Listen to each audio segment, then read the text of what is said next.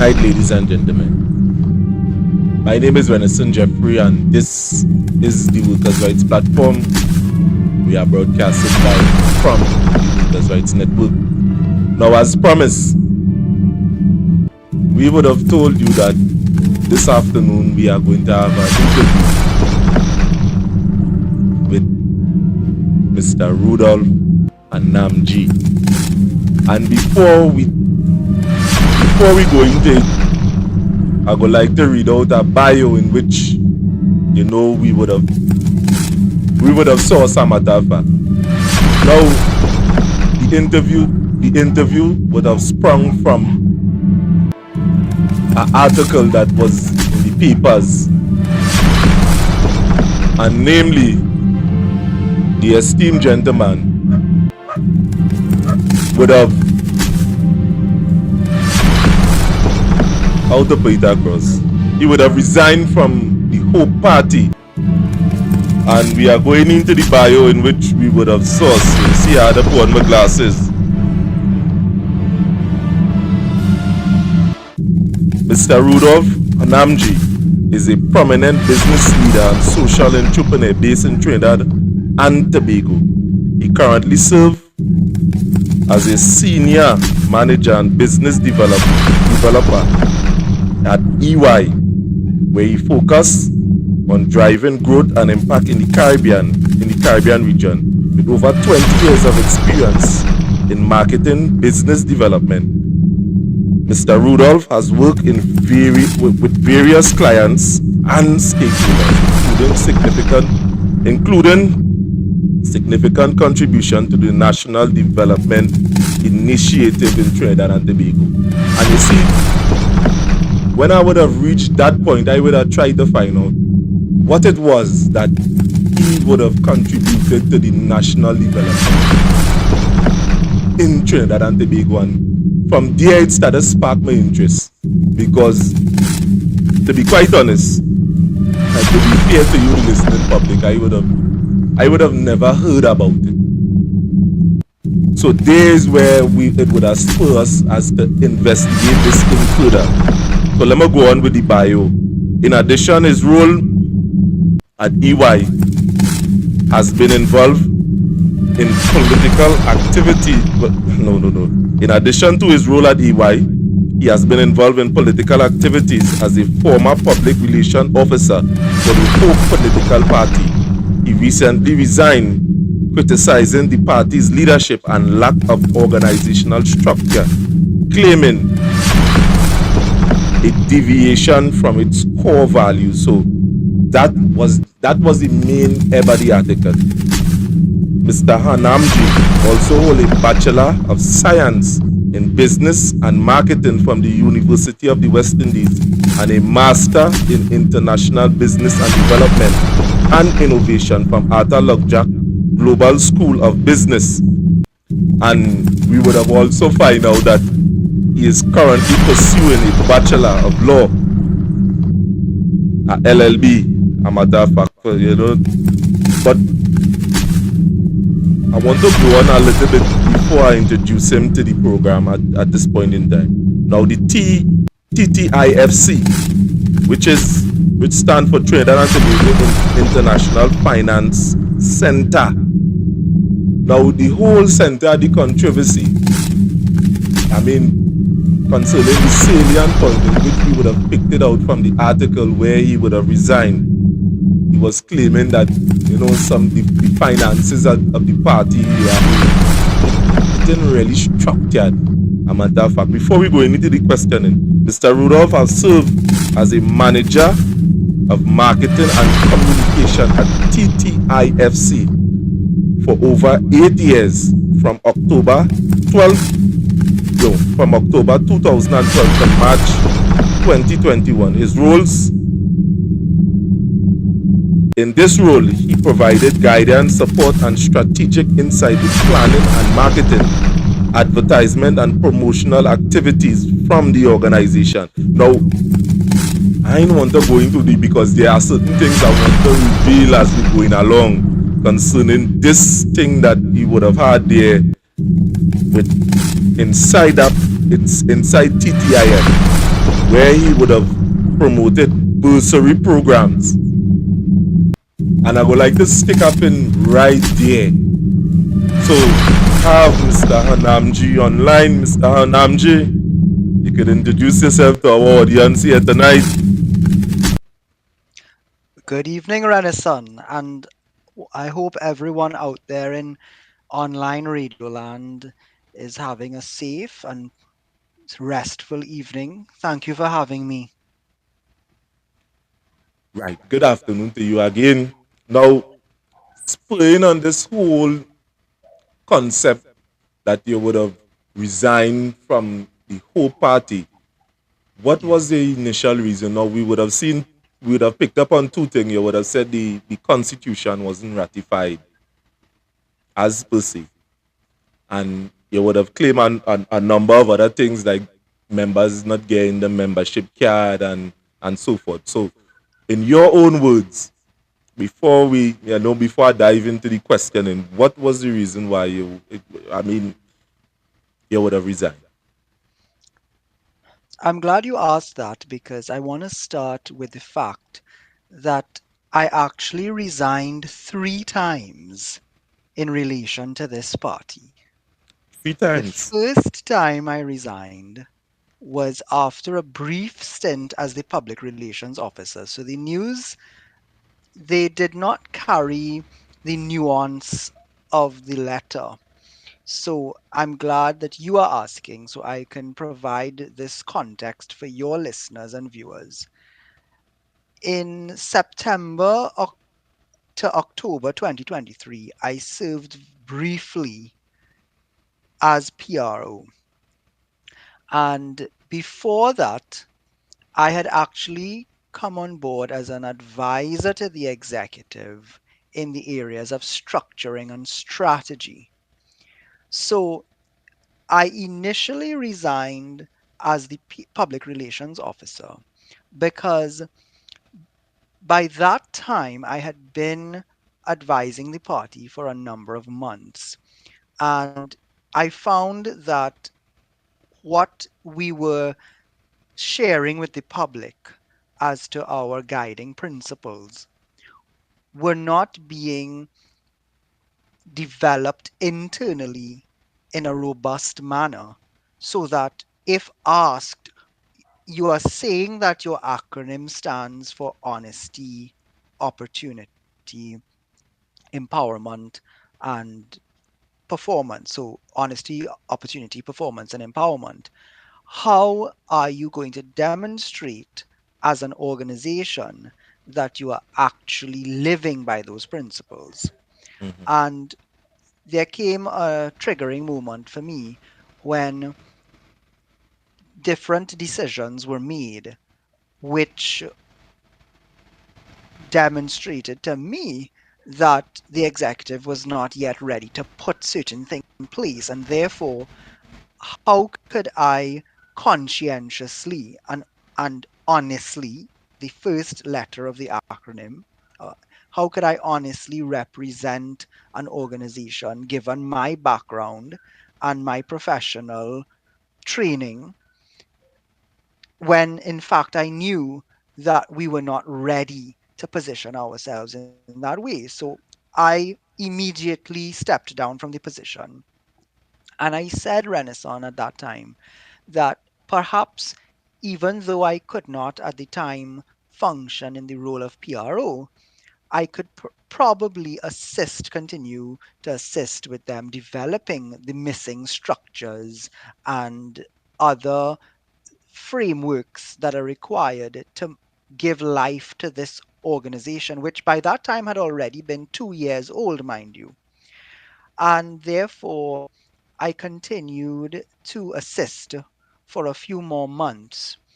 But then in January of this year, I resigned from any advisory role to the NATEX whatsoever because between October and December, I found that they were doubling down on certain decisions that, again, w- definitely was not showing me that they were ready to to implement the necessary internal structures that were required. And since January, I have been a, if you want to call it, a floor member, and I have been asking, along with other members, for the party to finally have its first National Assembly so that we could ratify the constitution of the party. Because, quite frankly, even though, and you mentioned in my bio that I was studying law, I have completed my LLB and I have practiced corporate governance for a number of years. And any organization that wishes to be a national political party, registering with the EBC is just one step. You then have to frame and ratify your constitution. And without a constitution, Renaissance, Mm-hmm. you are simply a logo on a document at the EBC. And after a number of calls and several discussions in internal WhatsApp groups and even members trying to arrange meetings with the leadership to offer support and to ensure that the constitution and other structures were put in place, the leadership continued to make their own decisions without even consulting with the membership. And one of those decisions in particular was that they were going to fight they were going to fight elections for five constituencies. And I listened in I listened to a number of interviews in the last few months given by the leaders of the party, and I'm not quite sure if they listened to themselves, but in my letter, I explained that the leader shared with the nation that if we don't learn from our mistakes and we don't change our history, then we are doomed to repeat it. And that struck a chord with me because that is exactly what they were doing. They were not listening and they were not changing their course. And therefore, we were going to go into another year with this type of behavior.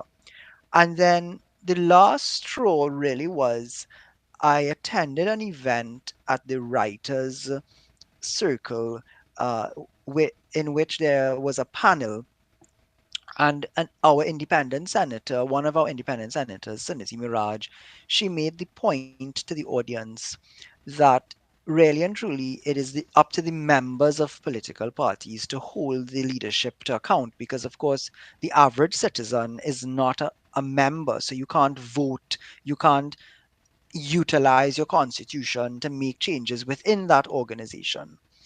Mm-hmm. And when she made that comment, one of the deputy political leaders was in the audience, and his immediate knee jerk response to that comment, Renaissance, was Mm-hmm. to blame the citizens. And he said that good people were not coming forward to make changes in society. And I'm paraphrasing, but basically that's what he said. And I looked at that interchange and thought, this cannot make sense. I will not continue to use my resources, my expertise, my time to support a hollow initiative, because Trinidad and Tobago has so many opportunities to become a better nation, and people like myself need to invest our energies in those initiatives. So I know it was a long answer to get to where you were wanted me to arrive, Mm-hmm. but I want your listeners to understand that this was not a knee-jerk reaction, and it was a decision that was taken after almost a year of trying to get things right. Okay. Now, you see, what the audience and them may not be aware of what they mean by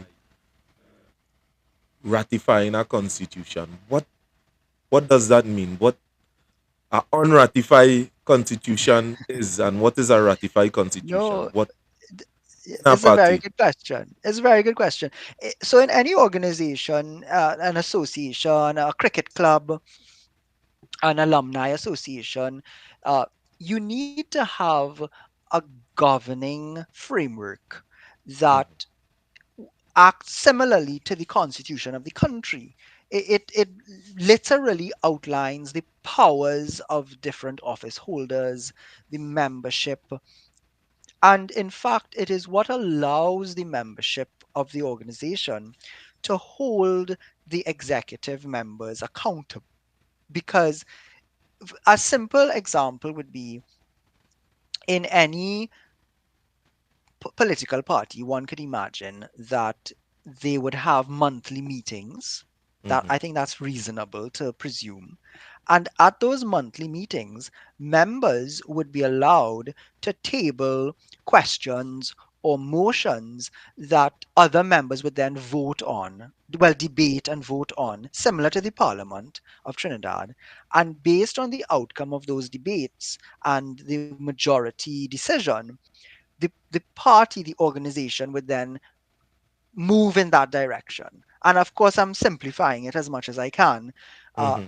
Although I do believe that the average person out there will understand the mechanics of this, because these are not new issues to our country. We talk about these matters on a day-to-day basis, and I've been very pleased to see that in the general public there is a accented debate around these governance issues. So when you use the word ratify, it really refers to a draft of something that has been more or less accepted by the different arms of the organization. And on an official day, whether it's at a council meeting or an assembly meeting or whatever name you want to call it, you come together and you table that draft document, and everyone formally votes for it and adopts it. So from that day, the document becomes legally binding. And without ratifying it, without adopting it officially, without voting on it and accepting it, then it simply means that it has no legal standing. It has no power to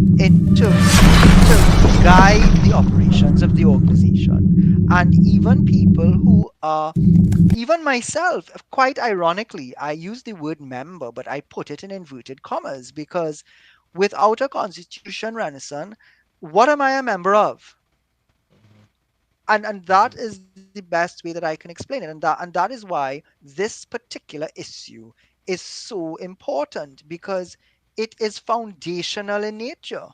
It's sort of, it's similarly to setting up a business, and when you register the business, you have to advise the Ministry of Legal Affairs and the company's registry, what is this business going to do, what are the bylaws that you're operating under.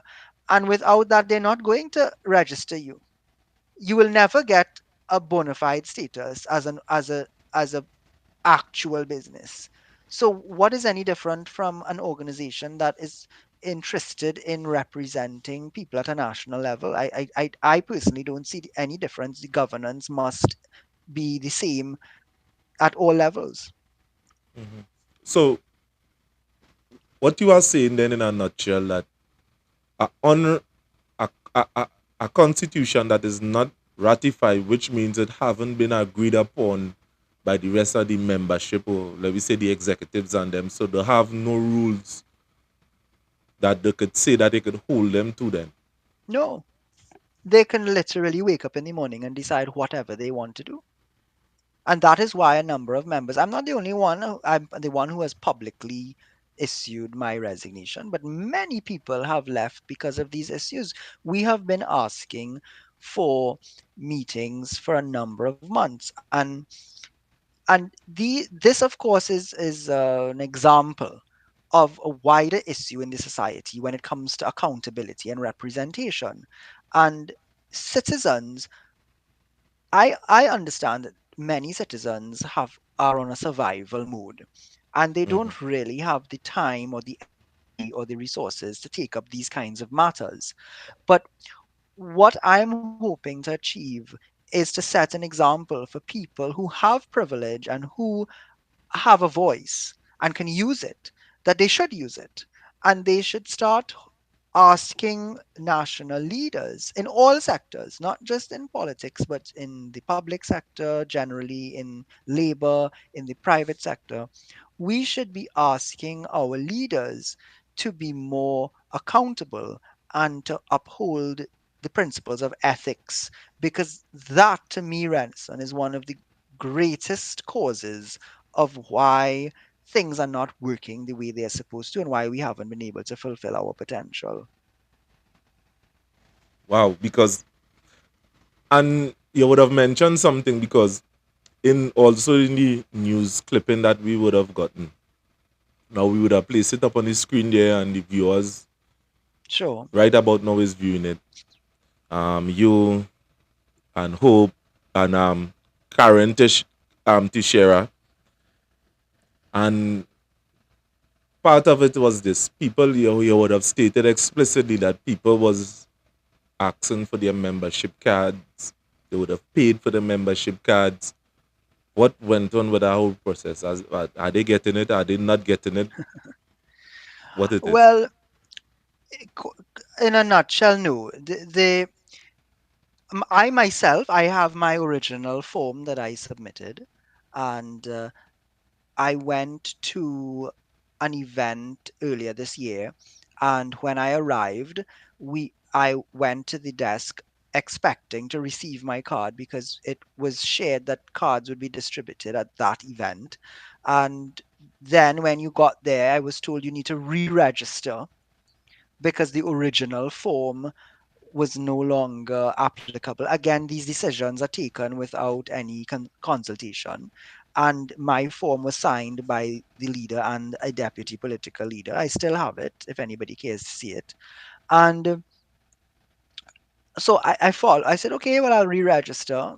And we were told within a few days the cards would be issued because there was some technical challenge with the machine. And weeks passed. Some people got cards, some people didn't.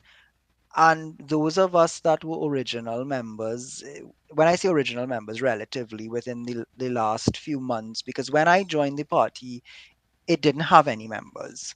Uh, when other people came on board to support, we didn't have anybody that had submitted a form because, interestingly, I was the one who redesigned the form.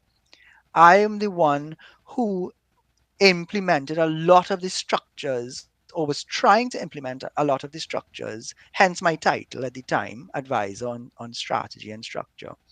And this is why I really want to focus on working with community groups and civil society Mhm. moving forward, because I do think that there are a number of issues like this where civil society groups are not informed enough or they're not empowered enough to demand these types of structures in relation to those that seek to represent them, or in really or how to use the structures that might exist, because some agencies, some organizations do have constitutions, but are people actually following the constitution? So that's why on one of the projects I'm focused on is specifically working with building up civil society and creating a center of excellence for community-based organizations and NGOs so that they can be more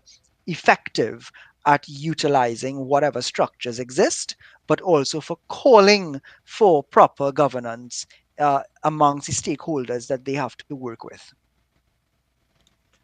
I know you would have carried the conversation in a next direction, which I am going to ask you about. But one more thing that was prominent within the article Hmm. was um, it we would have stated that it have no approved financing policies. And I know you're big on financing, and just by the I mean just by the IFC, in which you would have manned over 8 years. What you would like to elaborate on? I mean, I would like that you Sure. elaborate on that statement. So Again, I am a stickler for governance, and this is not a issue that is unique to this particular organization. Right. Political financing has been a bane of our existence even before I was born. Because, of course, as I grew up and started getting involved in social advocacy, politics, and other fields of endeavor, you also necessarily have conversations about what has happened in the past. And the issue of party financing always comes up in relation to explaining why some of the decisions are either made or not made in relation to administrations past and present. And the current Parliament had issued a few months ago a draft bill that dealt with an amendment to the Representation of the People's Act. And that amendment was a comprehensive bill focusing on party finance reform in the main. I mean, it dealt with some other tangential issues related to how political parties are expected to be governed by the EBC.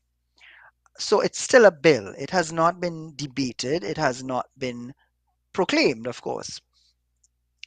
However, you don't need a law, Renaissance, to tell you what is the right thing to do. You don't need a law that is actually passed to guide you.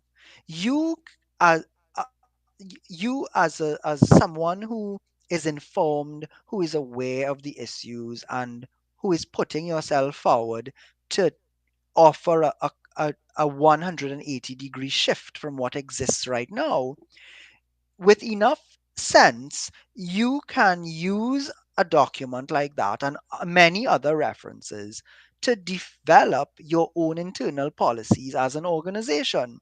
And while I am only newly minted as a holder of a law degree, the leader of that organization is a senior barrister, I think with over 50 years' experience. And he was actually the chair of the Constitution Committee, for example. But the other deputy political leader is also an attorney who taught students at the law faculty and a former minister of finance.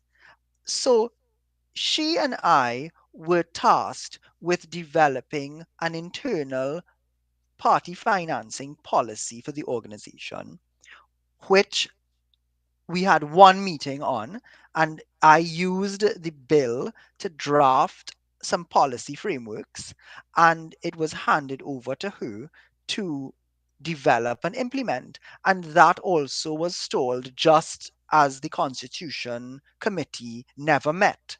So here you have a political leader not convening their constitution committee, and you have a deputy political leader who's responsible for finance also not convening their subcommittee on financial protocols.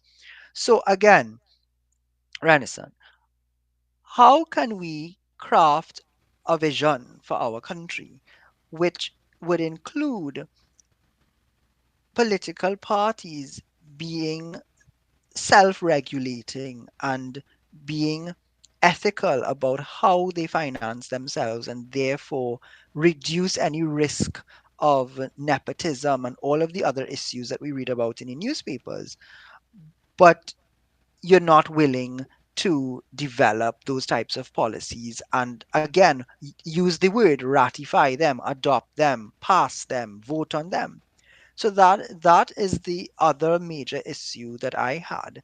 And I mean there were many other structural problems and also internal relationship issues, because you would have a lot of miscommunication and persons who were in leadership roles disrespecting other persons in the group. And I mean, there were a number of issues that really, as I said, came together. And that last public statement was the straw on my back that broke the dam and said, I really can't tolerate this any longer.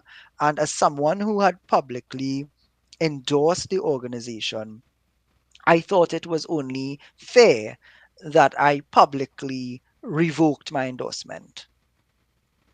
Okay, okay, okay. Wow. So you're holding the party to a standard in which they are professing to the public, because registering as a political party means that they have political ambition of someday running the country. And what you are saying, with all of these things coupled together, you would have seen it fit as to remove yourself from the organization, because from your opinion, you would have found out, you would have find that they're not really, as street man term, they ain't really backing up with the saying. No, the They ain't mama dying people.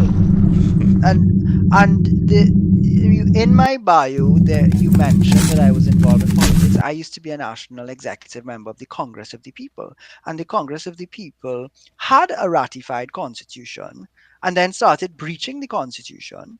And that was one of the reasons I also resigned from that party 10 years ago. So here I am thinking that people who would have come out of that experience are trying to do something better and to right some of these injustices. And Renison, I think it is important for leaders in society, again, people who sit in sitting positions, to be consistent about policies and consistent about ethics and principles. And if I was willing to apply those principles 10 plus years ago in an organization that was duly ratified, that was duly constituted, then why would I not apply those same principles in something that is now being built? You can't, there's no such thing as situational ethics in life. It is either right or it is wrong. Now, people like to operate in shades of gray because of convenience. But I am making a call to all members of, because I'm no longer a member of any party, but there are thousands of persons who ostensibly are members of various parties across Trinidad and Tobago. The last time I checked, do you know that there are over 180 symbols registered with the EBC, which I think is madness by itself? But there, there are thousands of people who, as I said, belong to parties. They have to hold their institutions to account objectively across the board on all sides. This is not only about this fledgling organization, although 3.5 years is not, is not a short period of time to get your house in order. But in even the well entrenched organizations, we need to get citizens to do their part, to start asking the right questions, and to put country first and say, look, the organization is not running the way that it should be run. We are not fulfilling our mandates. We are not implementing the guidelines that we adopted. So that's what all of this really is about at a larger scale. It's about setting a tone for hopefully others to see that it's important to have transparency. And I'm not one of those people that buy into this notion about, something's wrong with airing dirty laundry in public and all this Nancy story people give you about, well, what happens behind closed. That is the problem. There is not enough sunlight on some of these issues. And if you don't blow a whistle, you are in fact enabling people to mama guy other people. And I am not going to be part of that. You see, what important, you see, I'm glad you bring up that part of the discussion. You see, when there are individuals that are attached to organization would have came out and talk about the organization after they would have left. Now, there are other people that will use what we call claptrap, a claptrap in logical fallacy. They used to do that in the witch hearings. And then if you ball, then he is a witch.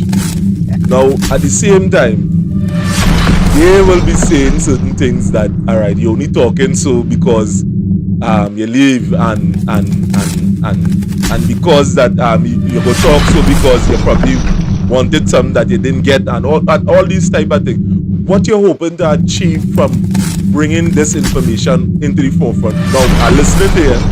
You answer to me, you answer the question, but for the sake of the public, for the sake of the public, I go like, to hear this pointed question that I mean that you should answer for people to hear for the sake of the benefit of the audience. Yes. So, what it is that you're hoping to achieve from making these information public? So first of all, I don't know if people might recall. I think it's become a meme now in Trinidad and Tobago, where two leaders of the party actually stormed a certain event. So Right. if people thought that I am only now speaking out, you just need to visit my LinkedIn page. And there's an entire article written about that fiasco, uh, which I published within, I would say, a day or two of the occurrence. So I spoke out right there and then, very frankly and forcibly. Like I said, it's public information. The date is there. So I did not wait until I made a decision to resign to throw any big stones at anybody. I have always been, my record is clear, that even when I was a member of the Congress of the People, before I resigned, I was publicly expressing my disgust in some instances with the organization. Because, again, Renaissance, these are not private institutions. I want people to understand something. There is a big difference between a members club or a company and a political organization which is claiming that it wants the public to support it. And on top of that, most of them talk about transparency, integrity, and being open to criticism, because don't they all criticize their competitors? Don't they all criticize the administration or the opposition when they have a chance, and calling on those organizations to be transparent about their own operations? You can't be a hypocrite. We have too much hypocrisy in this country. So I have been consistent again in being vocal when I needed to be, both inside and outside of the organization. But by leaving in this manner, what I hope, no pun intended, to achieve is really and truly removing a veil, that so that other people can recognize that there is some truth here, and therefore the people who remain, they should try and make the changes to solve the problems that I have identified. I want people to note that nowhere in the responses from the leadership to my resignation has any one of them dealt with the facts that I stated in my letter. You know why, Renaissance? Because there is no way that they can actually denounce the truth. And further, what they should be focusing on is not whether I resigned in the right way, but are they governing themselves in the right way? So let us replace the spotlight where it needs to be. This has absolutely nothing to do with me and what I want or didn't want, because if I wanted something, then perhaps I should have stayed quiet and been a good little boy and played my part and continued to support quietly and turn a blind eye to whatever I was seeing, and you'd be rewarded. But that is not what we want to set an example for, especially for younger generations. You want to be you want to be altruistic about public service. You don't want anything for giving back in this way. And the rest of my bio is replete with examples of me supporting a number of civil society groups and other activities. And what have I got in return for it? Simply fulfillment, and maybe the the the belief that I'm making Trinidad and Tobago a better place. So in resigning, what I have given myself is the liberty to distance myself from anything that would undermine my work. I have given myself the ability to refocus my attention, my energy on my professional and other personal activities, and to begin building out other initiatives that really will make a difference in this country, like the one I referred to earlier. So that is what I hope to achieve. Whatever they do or don't do has very little concern to me, because quite frankly, unless they start fixing these issues and operating properly, I don't really see how the vehicle is even going to start to take anybody from point A to point B. It's really, to my mind, a sham. So, and again, people should ask this question about not just this organization, but so many other acronyms, Renaissance, that have come into the ecosystem. There are other organizations that are older than 6 years that also don't have a constitution. And I wish the media would start asking these questions of these entities, because Yeah, you have to be serious about life. You can't be, playing games with serious matters. you see, what it is that, see this unratified constitution, how come, in your understanding, I heard you say, well, you would have completed the LLB in law. In your understanding, how come these political parties, because it's not the first one I would have heard that do not have a ratified constitution, it's not the first party. How come these parties and them are able to register, run for election, and they don't have a ratified constitution? What is that? Is that You a know, loophole? it is, and the technical term for it in law is lacuna. And if we ever chat again, you will learn something about me, that when I have conversations with the public, and I do think that this is a conversation with the public, not just the two of us. It, Mm-hmm. I am, I am committed to educating people. As I said earlier, I don't underestimate the intelligence of the average person. I think too many leaders do that, actually, and it doesn't serve anybody's purpose. So the technical term for loophole in law is lacuna, and in a way, it is just that. It is a gap. You see, citizens have to remember that many of our laws are remnants of pre-independence time. They are colonial laws that were brought forward by an act called the Savings Clause. It was a bit of a lazy way, if you ask me, of transforming the country from a colony, a colonial ward, to an independent nation. So some of these laws that govern our institutions were created based on those old systems and those old structures, and they were never really developed or refashioned to suit contemporary needs. So a number of laws, when you read them, you start realizing, to say it in parlance, but wait a minute. Uh, these people really thought that the majority of people operated from a place of ethics.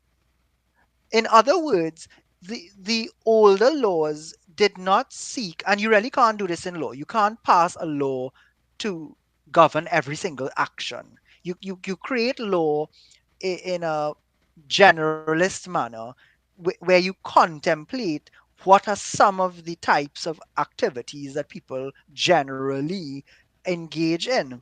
Mm-hmm. But when you read our old laws, Renaissance, th- there's a lot of it that doesn't speak to doing the right thing, because people presumed that if you were in public life, you were naturally somebody who was ethical and would do the right thing and knew the difference between the right and wrong thing. So the current representation of the People's Act does not give the EBC any powers whatsoever to strike a political party off the roll because they don't have a constitution. And one of the other projects that I'm involved in Wow. is called Just TT, and it's a leadership academy that we're launching. And these are some of the things that we want to use as case studies to teach younger people about how to look at institutions, look at our legal system, look at regulations, and be able to advocate for betterment, for development. So that is why a symbol can exist on a piece of paper at the EBC, but there is no constitution to back that symbol up.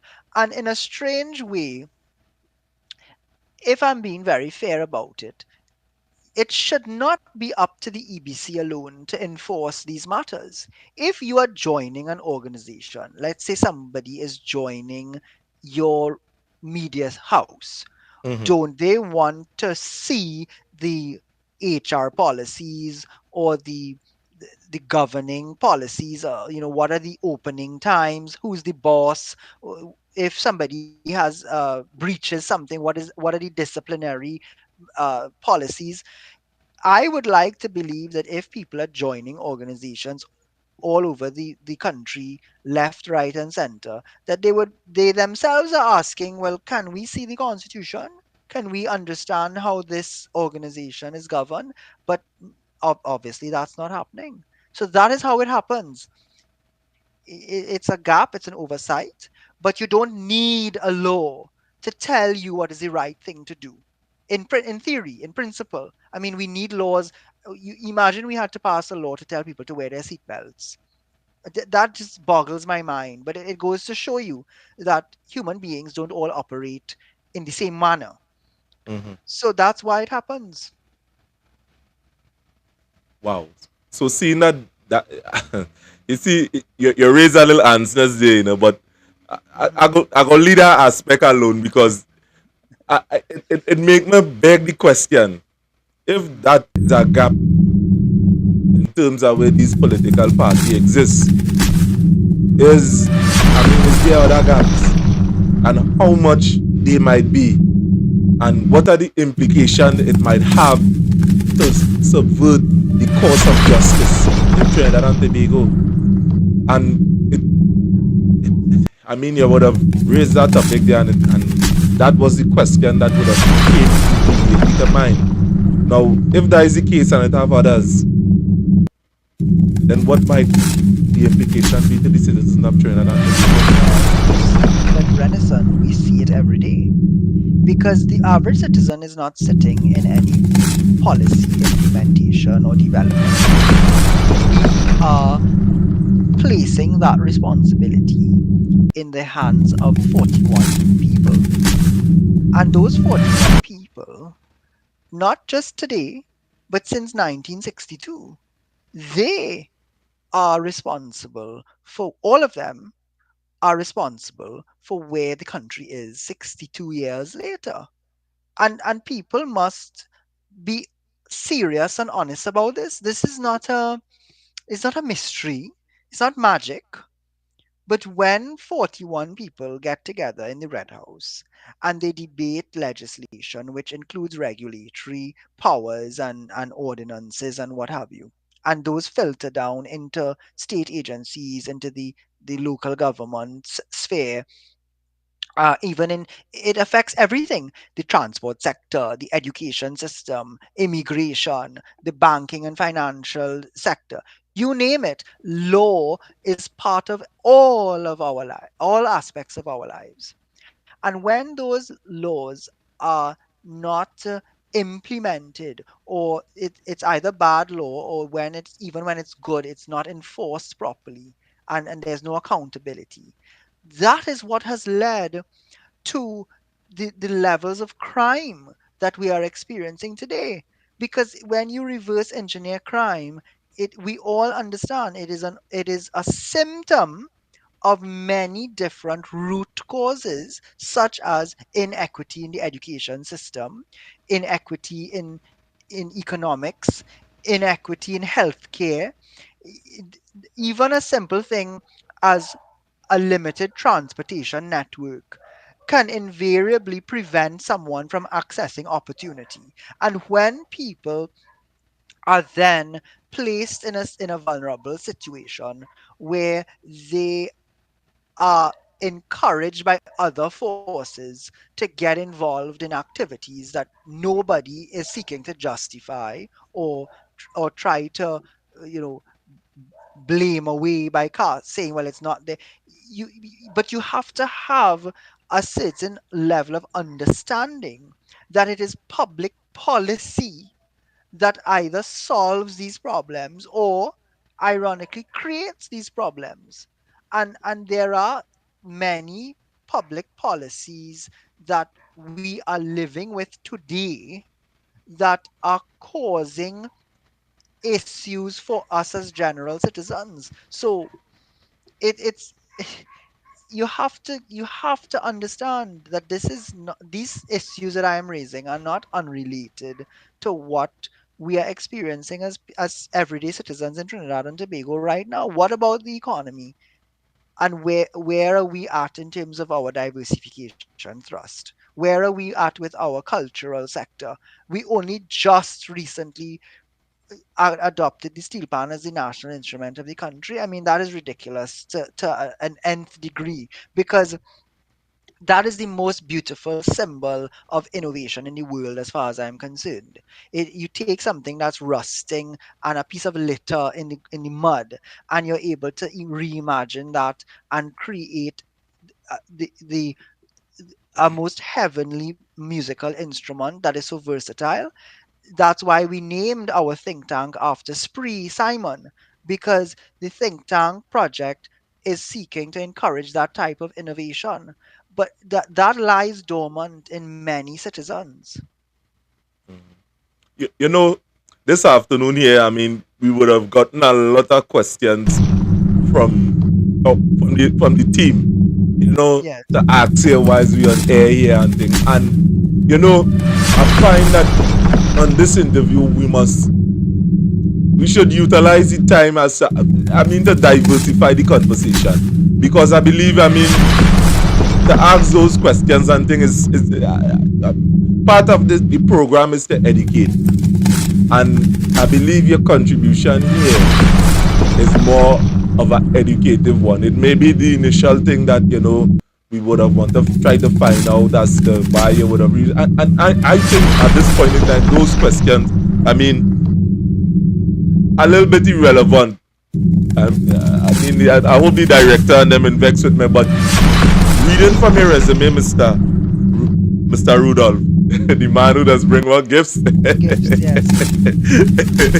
Reading from your resume again, I would have seen a lot of other things. Mr. Rudolph impacted the national development Trinidad and Tobago through his role as manager and marketing of communication of Trinidad and Tobago International Financial Center from 2012 to 20. Your key responsibilities: promoting of social entrepreneurship, encouraging initiative that create jobs and foster community development.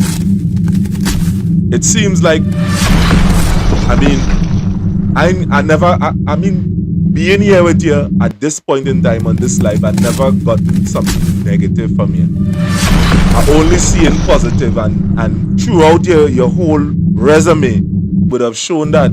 So even back then, I am seeing here that you was promoting social entrepreneurships in the organization, and they would have done things like youth programs, skills, support skills development and entrepreneurship programs for youth, essential for sustainable growth, and bursary programs.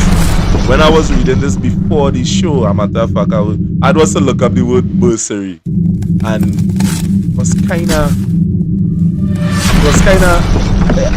I mean, first time I would have encountered the word, and these are programs that,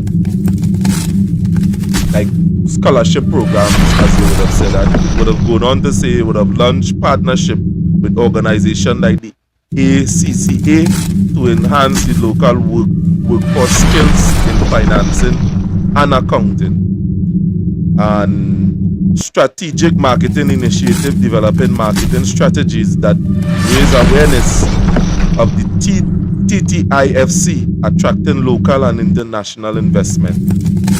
Now, your role at the TTFC back then Yes. was was manager, marketing and communication, right?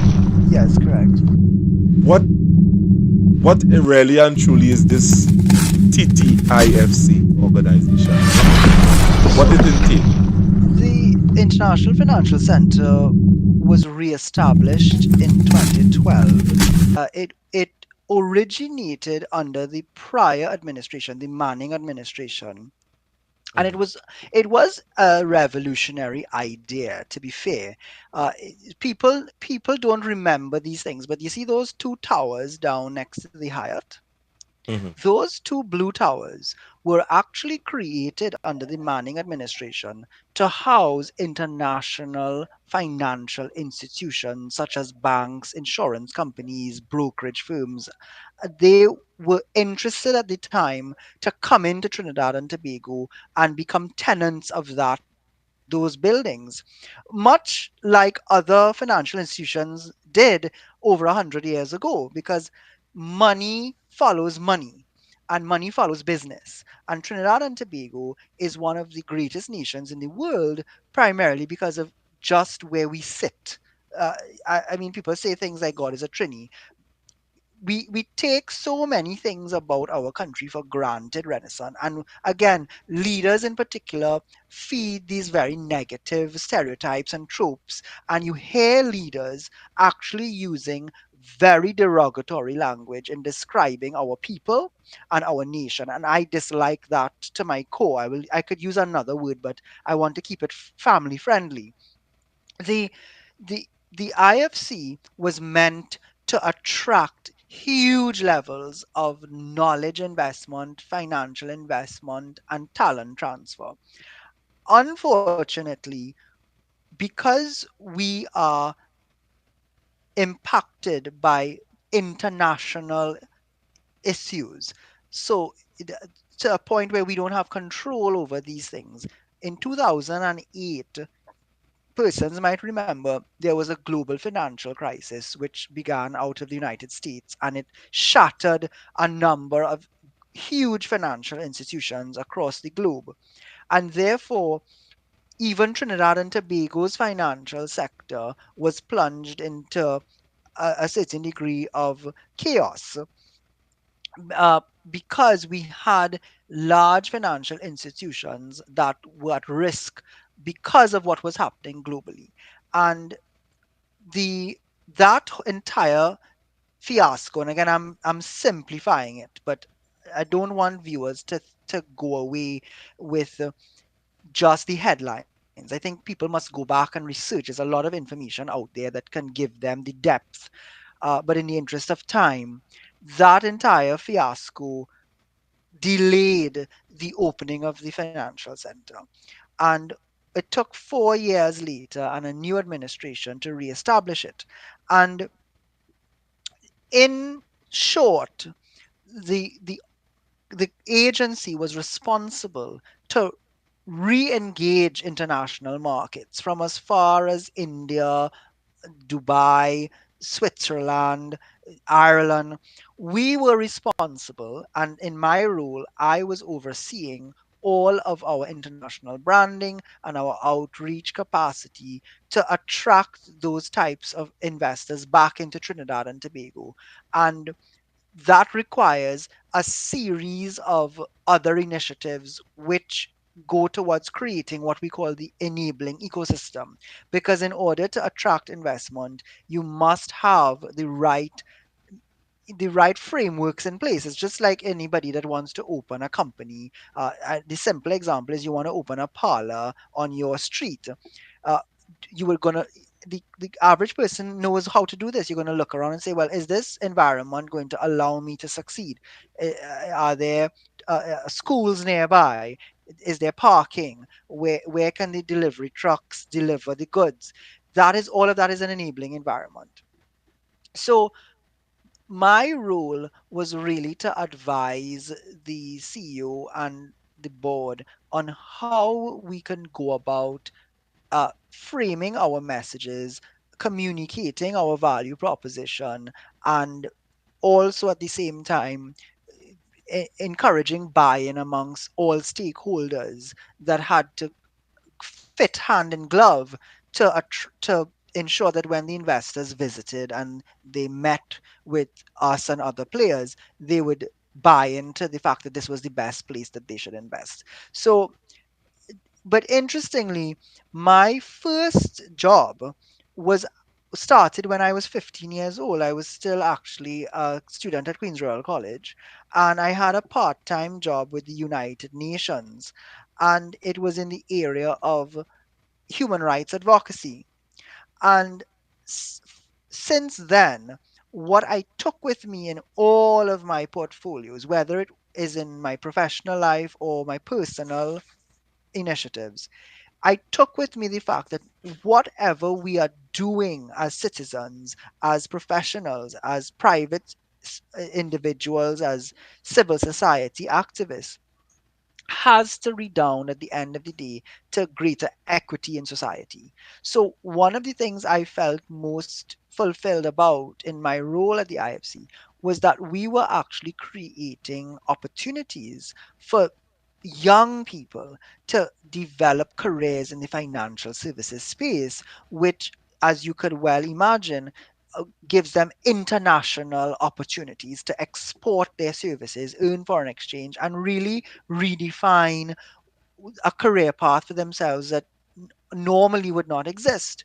And by attracting these investors, by creating these jobs and training these young people in particular, what you would invariably do is expand the economy exponentially. And you would have what is called the multiplier effect. Because think about it, if someone earns more money, they are able to spend more money in the Mhm. economy. And that multiplier effect is what actually allows other people in the economy to benefit, whether it's where they buy their groceries, people who fix their cars, uh, their maids, the entertainment, etc. So building out an economy, attracting investment, uplifting people in society is really what all of these organizations, I mean, I know I don't want to make your directors hate on you too much, so I'll bring it back for you a little bit, is what all of these organizations should really be focused on: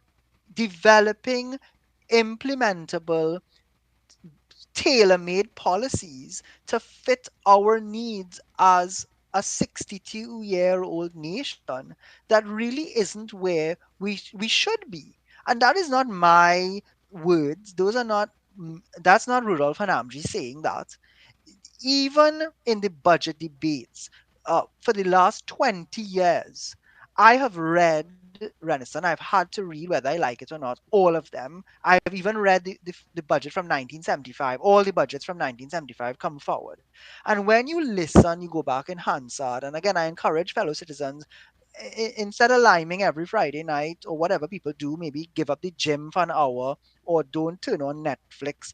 Go to the public information libraries, pull up a Hansard and just read it. Just choose anyone and read a debate. You might be surprised what you see in there. And you will connect the dots, Renison. You will see that it is politics in the original meaning of the word politico, it means business of the people. So when I use the word politics, I don't mean party politics.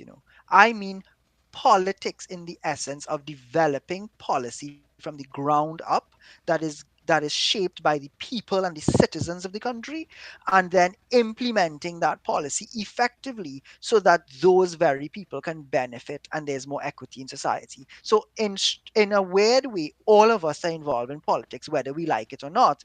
Not all of us are involved in party politics. And that is why I have made that distinction as well, to separate myself for the time being from party politics and refocus on building a better Trinidad and Tobago. Because I think if I do my part, you do your part, then together we can do our part. And that is what the organization I've founded with others is named after. It's our part, the portal for accountability and representation of Trinidad and Tobago. Now, you would have made a clear distinction. I mean, you didn't make the clear distinction there, but you mentioned it. Party politics, and you would have bring a new meaning to the word of politics. In catching what you're saying, do you feel that is the party politics is what have we in this state at this point in time in Trinidad and Tobago? This may not be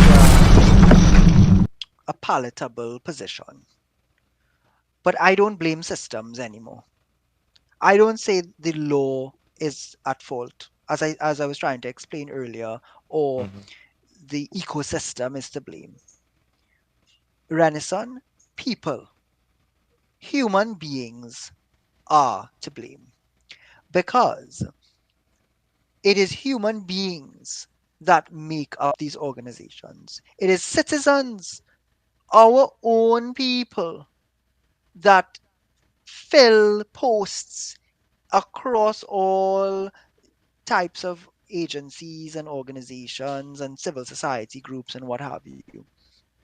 And too many of us have remained unwilling or uninterested in participating in the business of ourselves, the business of the people. When people coined the term of the people, by the people, for the people, what do people think they really meant? They did not mean that every person must join a political organization. What it means is that democracy, as we just celebrated independence.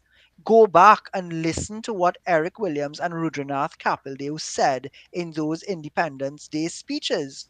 Eric Williams reminded us that democracy is not just about the right to vote, which is the political party side of it, because you're voting for a political individual or a political party. He said that it's not only that.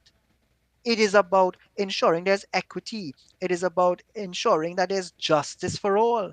And the opposition leader at the time, Dr. Capildeo, said that we must ensure that we do not allow those that would rule by dictate to ever take power again. And he was, of course, referencing the monarchy. But in real terms, if you don't activate your democracy, you end up with a virtual monarchy, because people do what they decide, what their members might tell them to do. But the membership of all of these institutions are a small a small proportion of the population.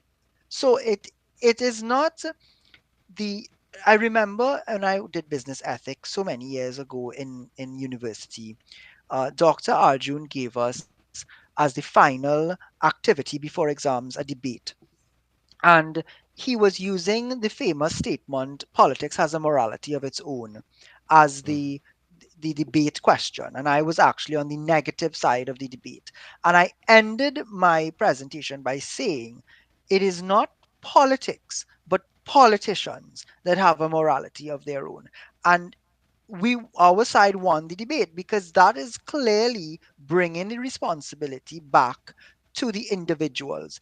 Don't blame the system, don't blame the politics, blame the people who implement the politics, who make the decisions, who are responsible or should be responsible for knowing the difference between right and wrong and having the capacity to hold their own people to account, because you can't look at other people, Renaissance, and demand that they are accountable, but you are not willing to look in the mirror and do the same thing. That in itself is unethical, and it is a breach of public trust.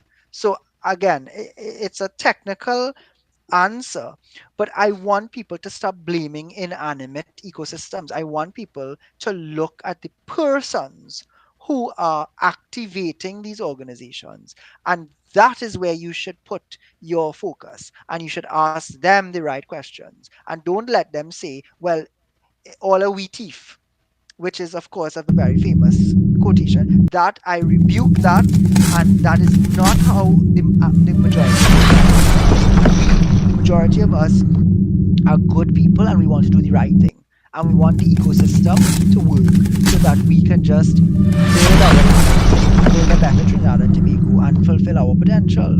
So I don't blame the politics, I blame the politicians. Now, you would have said something here. Now, in a democracy, and this was a quote that was stated back then. I can't remember who said the quote, but in a democracy, they say the people get the governance they deserve.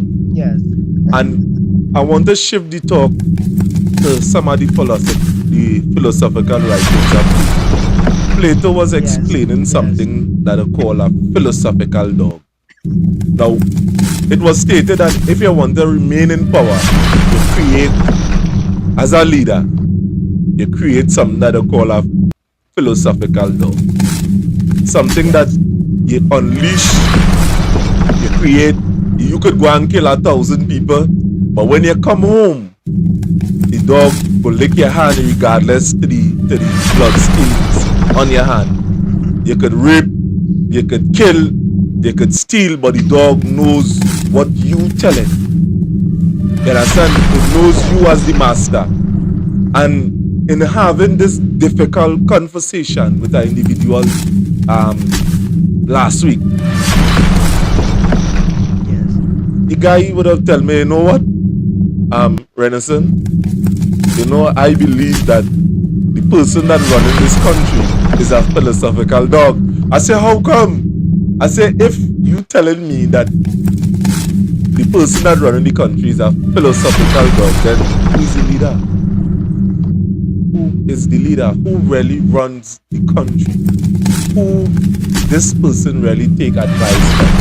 Now, I would have seen in all political hemisphere that we would have started off asking the question, believe you me, in all political parties have weaknesses, and they also have the ability as to change these weaknesses or to strengthen it or to weed out the weakness that exists within these parties. And we find out that when you start to point out these weaknesses, these philosophical dogs and them jump out and they maul you to pieces. And you ask yourself, why people responding? I mean, nobody's not perfect on both sides of the fence. People talk about the UNC, people list about a bunch of imperfection that exists there. The same thing with the PNM, because we are living not in a perfect society, but an imperfect one. And the ability to change and to hear the plights, let me say the people, not let me say, but the people, and be able to change and reform in concordance to what you are seeing that is existing now. Because I don't want to go into the argument that the traditional, the appeal to tradition, this is how it was, this is how it shall be. What I am saying, you know, the economy at this point in time is changing in a particular direction. The people are no longer, many are the people, but some still, there are many political dogs, that philosophical dogs that exist. But people are more asking questions now. We have social media, people are asking questions. So most of the time when these political leaders and them mount platforms and are speaking out on policies and things, people start to ask, how are these things going to be implemented within our country? How? You say gain your 300 jobs. How? Where the jobs are going to come from? How are you going to stimulate more jobs? What are we going to do? Are we going to do this? What are we going to do futuristically? If we continue like this, if this economy will be able to stabilize in a sense that, the average man could earn a living. I mean, just to shift a little bit. Now, I would have seen something that we all over social media, and we would have been getting comments of the audience something, and they would have said that, Jeffrey, boy, you're only focusing on the ills and the things that is taking place in the government. But look, Foster Cummins here have an initiative that he giving land to the landless and encouraging young people to be farmers. I say, well, right, that is a very good thing. But when I go to Macoya and see how much goods that it have there, I am started to say, well, if these people and them get this land and to cultivate it, how are they going to sell their produce with all these competition that it have outside there? Does the government have a plan as to start to do export? How this thing making sense? And coming back to what you are saying there concerning where we are as a people, or where the politics are in Trinidad and Tobago, is there, from what we are seeing here, can you see, or are you seeing that we are able to go forward in this present state? Yes. And how it is? So that quote you mentioned is by Thomas Jefferson, uh, uh, where people say, you get the government you deserve. And what he was referring to, in my understanding of it, is that there tends to be an unfortunate cycle of cynicism and apathy amongst many people, because this is not unique to Trinidad and Tobago. This happens in many countries, if not all countries, from time to time, where a minority of persons sometimes decides what the rest of us have to deal with. Because, quite frankly, the rest of us, for different reasons, just don't participate. And if I were to tell you that on average, over the last 5 elections, over 350,000 voters do not participate. I have looked at the data. That is part of what I do. So it for a living. So it's natural for me, if I'm engaged in something, Renaissance, that I'm not going to make decisions based on just my gut or anecdote. I want to see what the data is telling me. And 350,000 people who can vote, for some reason or the other, they just don't on average. And when you look below the data, eh, you you start to see certain trends or patterns, and you will begin to understand why. And that, ironically, is what gives me that optimism that we can change it, because from a mathematical point of view, to start with, you do have capacity.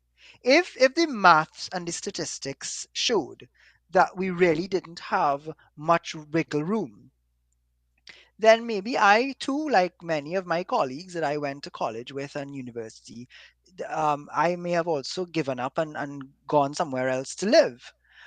But I believe that if the right set of initiatives are undertaken in civil society, and listen to me carefully, not party politics, put that in a box for a minute, because party politics will naturally come when you mobilize people. Because once citizens get activated and they understand what the options are, people naturally elect leaders. They will say, well, this group of people have been working with us, so let's ask them to take up these important positions so that we could go back to the rest of our lives and just enjoy what we have to do and trust that the people will do the right thing.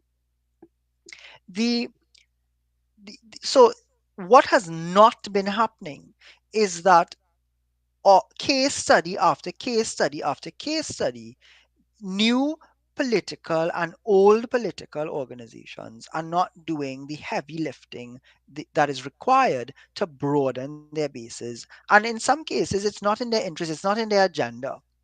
And we must be honest about these things. So, what we need to do, Ranson, as good people, like minded individuals who want to dedicate some of our time and interest to this process of the real business of the people, is we have to get involved in the right projects and support each other to get that 350,000 plus even the non voters, the first time voters, who every year we have people turning 18, and even some, not all, but some of the people who sort of settle in between existing parties.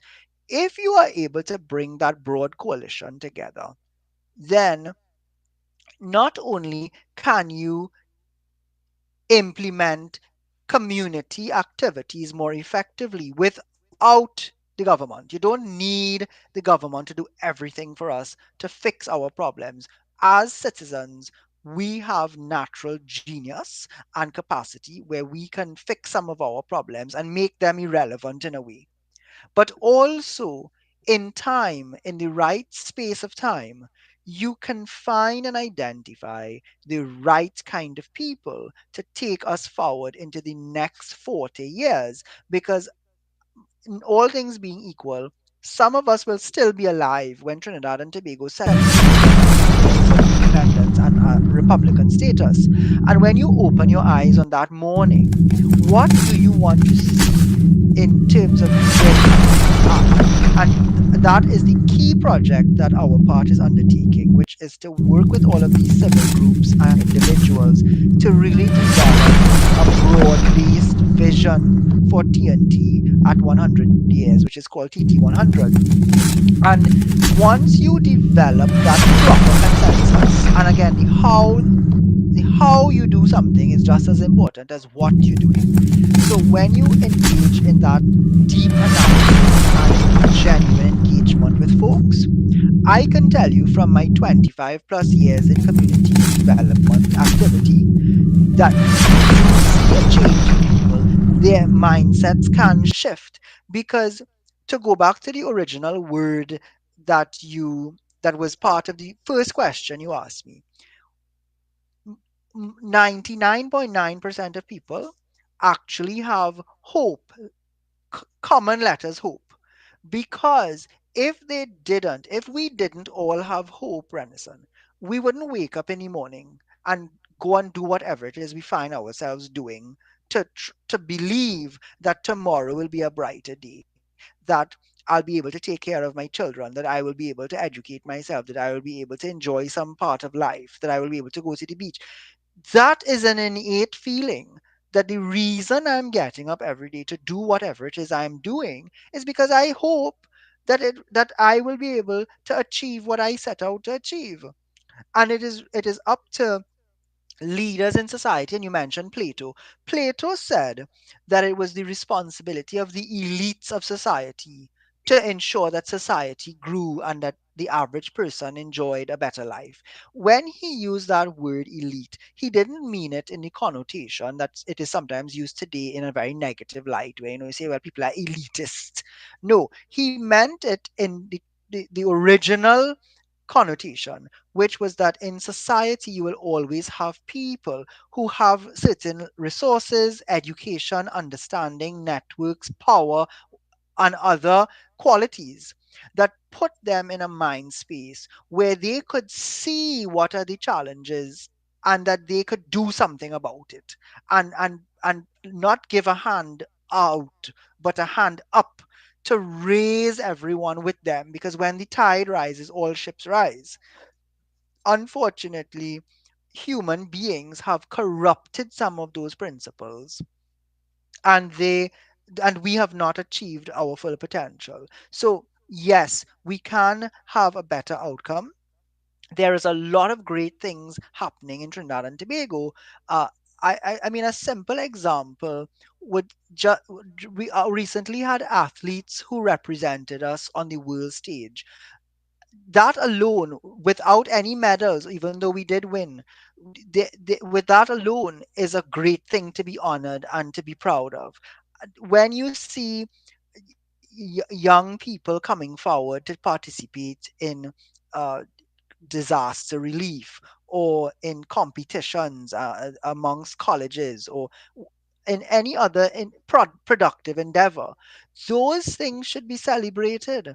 And if we understand that Dr. Rudranath Kapildeo developed the Kapildeo theorem, which allowed NASA in part to land on the moon, and as I said earlier, we also created the most beautiful musical instrument, or at least the most versatile musical instrument in the world, then there is nothing that we Trinidad and Tobago cannot do. But we need to get serious. We need to have a level of stability, and we have to ensure we have security of mind, purpose, our physical being, and our mental being. And we need to work more collaboratively together and not allow party politics to distract us from what is in front of us, which is discipline, production, and tolerance. And we can do it. We've done it before. We have made great strides as a country. Point Lisas. Uh, we've had sportsmen that have represented us across the world. We've had persons win all kinds of competitions. I mean, you just have to listen to the portrait of Trinidad and Tobago. Uh, we are we were the casting vote that allowed China to join the UN Security Council, and China never forgot that. So we have a lot of power, but we undermine it because we're not putting our time and energy into the right things. But that is not going to happen organically. You need the right people to come forward, step up, and organize our people into productive capacity. And that is what I'm committing to now that I am free of that realm of party politics that has really been plaguing us for too long. Wow, I mean, the response coming filled with many other. I mean, I don't understand why they just call it root. Now, you would have said something, right? Concerning that when the tide raised, everything raised with it. Now, when we would have started off this movement, it was based on the fact that it was based on the philosophy of Adam Smith, in which he Yes. would have Yes. written the book, one of the book, watch man, I see trouble in reading that book because it was a little long. Yes, we And all have to read that when we study economics. yeah, and I mean, it was so impactful that a lot of the people seeing the world itself on a kind of zero sum kind of on a Yes. zero sum scale. That Yes. one person must be rich, and because one person rich, then the other it will Yes. make the other person poor. Now, when you would have said that when the tide raised, all the ship raised with it, I believe that if it is we want to see the society go further is to raise the standard. Everything will go up with it. Yes. But here where we having something that is uneven, that at some point, not at some point in time, nothing is reaching down that will lift up the rest of society, only them at the top. And I am here sitting here wondering what is causing that? What is the issue causing that? Because many of the time I and Sheldon can have this conversation. And by the Yeah. way, he would have proposed a question within the comment Sure. in terms of this. He would have said, is it possible to ask Rudy, he called me Rudy, Yeah. what he thinks about the education system or lack thereof? You sure you want me to get it? How many hours do we have left for tonight?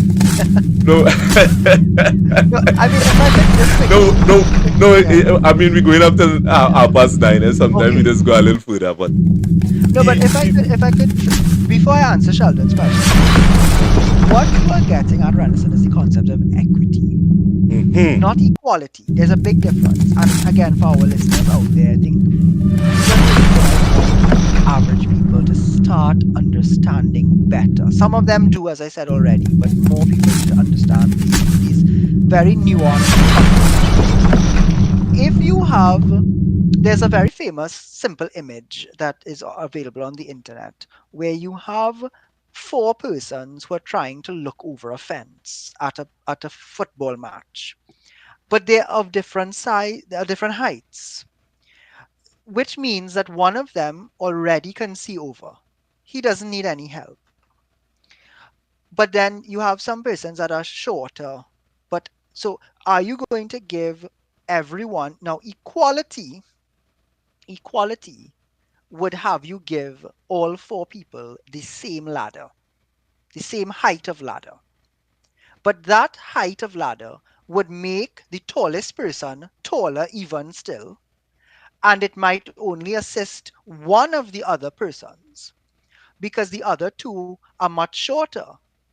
Equity demands that, interestingly, we don't give the tallest person a ladder because they already can see over the fence, but you give each person the height of ladder that is required to bring them all up to the same height so that everybody, their heads are equal, but what is supporting them at the bottom is not equal. And that sometimes is a very weird concept for people to understand because they start to think that it's unfair. Like, well, uh, I've heard people say things like, I've worked my entire life and uh, I pay my taxes. Why does somebody else have to benefit from that? And they then use, tropes, and they say things that are very condescending and generalize people. I wasn't brought up that way because I understand that people in my family, even myself, we didn't all drop from the sky and land up where we are. There were moments in our lives when the privileges that we had could easily be wiped away. And therefore, you started the program by playing the theme song from one of my favorite movies, Gladiator. And in Gladiator, he says that what we do in life echoes into eternity. And I believe that we're all put here to positively impact somebody else's life. It might only be one person, it might be a group of people. And by doing that, Renaissance, you live forever because those people will remember what you did for them. And long after your heart has stopped beating, they will remember you. So you're still alive. And we have to get around to people like myself and others who have certain privileges to accepting that we sometimes have to give up a little bit so that other people can have a fair chance. Now, mind what I'm saying. It is not an automatic outcome because people have to also contribute to getting to the outcome. So you're not promising them X, you are promising them a fair opportunity to achieving X. And when we do that, when we are able to accept that maybe some of us have enough already, and we can therefore utilize what we've been blessed with to create that level of equity, those different ladders for people throughout society, and you give them a fair chance. Now it is up to them to make the best use of it. But I would say again, 9 out of 10 people will do what is right because I've also done work in the correctional infrastructure sector of the society. I have engaged with former residents of correctional facilities, and many of them truly are ready to reintegrate into society. But again, many of us judge and we sort of pre-diagnose that for whatever reason we can't give them a chance to rehabilitate themselves, and then we have a recidivism problem and we wonder why. So it's not easy to do, but Trinidad and Tobago has an an inordinately higher proportion of resources than we need as a small island developing state for our population, which by the way we are underpopulated when you look at the productive capacity that is required to really build an engine of growth. But that's a whole other conversation by itself. We have enough resources, Renaissance, if they are used properly, if there's no wastage and limited corruption, because I know there will always be some, I wanted to use another bad word, there will always be some unethical people who will, do what they can do. But we have to also have the right laws and infrastructure to bring them to justice. But if we did better with what we had, we would not have childhood poverty, which we still do.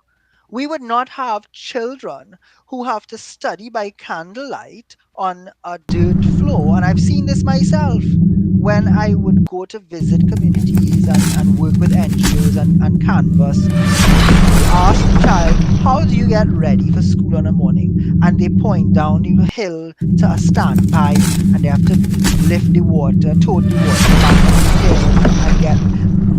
When I went to Queen's Royal College, I had schoolmates who were brilliant people just like I was. They passed for the same school I did, but they were coming from as far as Manzanilla or San Fernando and other places. They were falling asleep on the bus ride home. How can you expect people like that to perform at the same level that someone like myself is performing because I had other privileges that they didn't have? That is not equity. So I bring that up to answer Sheldon's question about education. I went to what is called a prestige school, and do I think that that should remain the case? No. I am one of those people who are an advocate that all schools should be prestige, or at least at prestige level.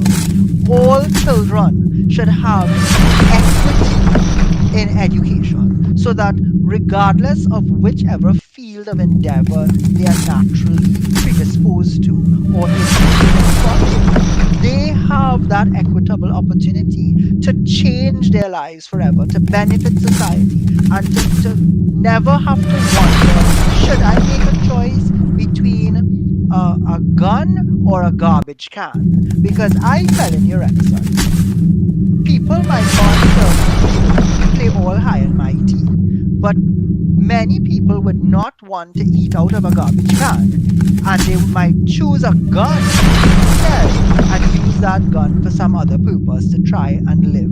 And people want to stand by and cast judgment against people. I am not so quick to judge people. I believe that if we do our best and we restructure our institutions, especially the education system, you then have a greater reduction in the propensity for human beings to go down the wrong path. And yes, you will have a few that will choose to do something wrong. But in that instant, your conscience is clear that you have done everything that is possible as a society to give them that equity. They have now made a decision for different reasons. And based on those reasons, you have an efficient justice system and you bring them to justice and the full brunt of the law at that time based on what they have done. But we have hundreds, if not thousands, of young black men in particular who are in remand yard longer than if their sentences were found, if they were found guilty and their sentences were handed down. That is not justice. And again, if people like myself choose to turn a blind eye to it and say, well, that's not my problem, something wrong with them or they deserve that or whatever, then we are being hypocritical because we can't speak about justice and equity and all the tide must lift all ships and whatnot out of one side of our mouth, but then on the other side of our mouth we're not creating space and advocating for equity in justice system in education, healthcare, you name it. So all of these things are interconnected because if somebody is educated properly about even things like healthcare, we would have a reduction in the NCD levels. Trinidad and Tobago has one of the highest per capita incidences of NCD, non communicable diseases, in the world. And that has a knock on effect draining our economy because we have to support people's medications. There are ways to change that. You don't have to take away the medication immediately and put their lives at risk, but you can work with them and younger generations to change some of the habits that we have become uh, accustomed to, and you start using that money now that you're saving for more productive use. So Sheldon's question is apt, but it is a very complex ecosystem that, again, leaders have to understand, and they have to form public policy with the input of all of these stakeholders to be able to generate the right path to get us to where we want to go. So I remain very optimistic, but that is what we have to do. We have to put our shoulder to the wheel, and we have to support each other, as I keep saying, and build out a system that does in fact provide equity for persons, and they don't have to ask for an attorney or find money to go before a court to get justice. It wouldn't work if we keep it the way that it is. That would be madness, right? Einstein said that, expecting a different outcome by doing the same thing. Wow. I mean, you would have taken all my thoughts and answer all the question because it really is a question in equity in truth, in the way in which you put it. Now, how it is in this system here that we could go forward. How it is we could begin to iron out the problem because we would have talked about the part that there are people in jail way beyond their sentences and things. Now, I keep on saying that this is not by chance these things are taking place. These things are by design. I mean, looking, appearing to be, it is by design, by the mere essence of the word. So, there was a point in time in history in where oligarchies would have taken over Rome, the controller Rome, and they would have did things for their interest. They would have did things in a sense that it would have created monopolies and it would have created monopolies. Now, you would have said that the population underpopulated. Now, if these initiatives, with all of what you are saying here, to sum it up in one,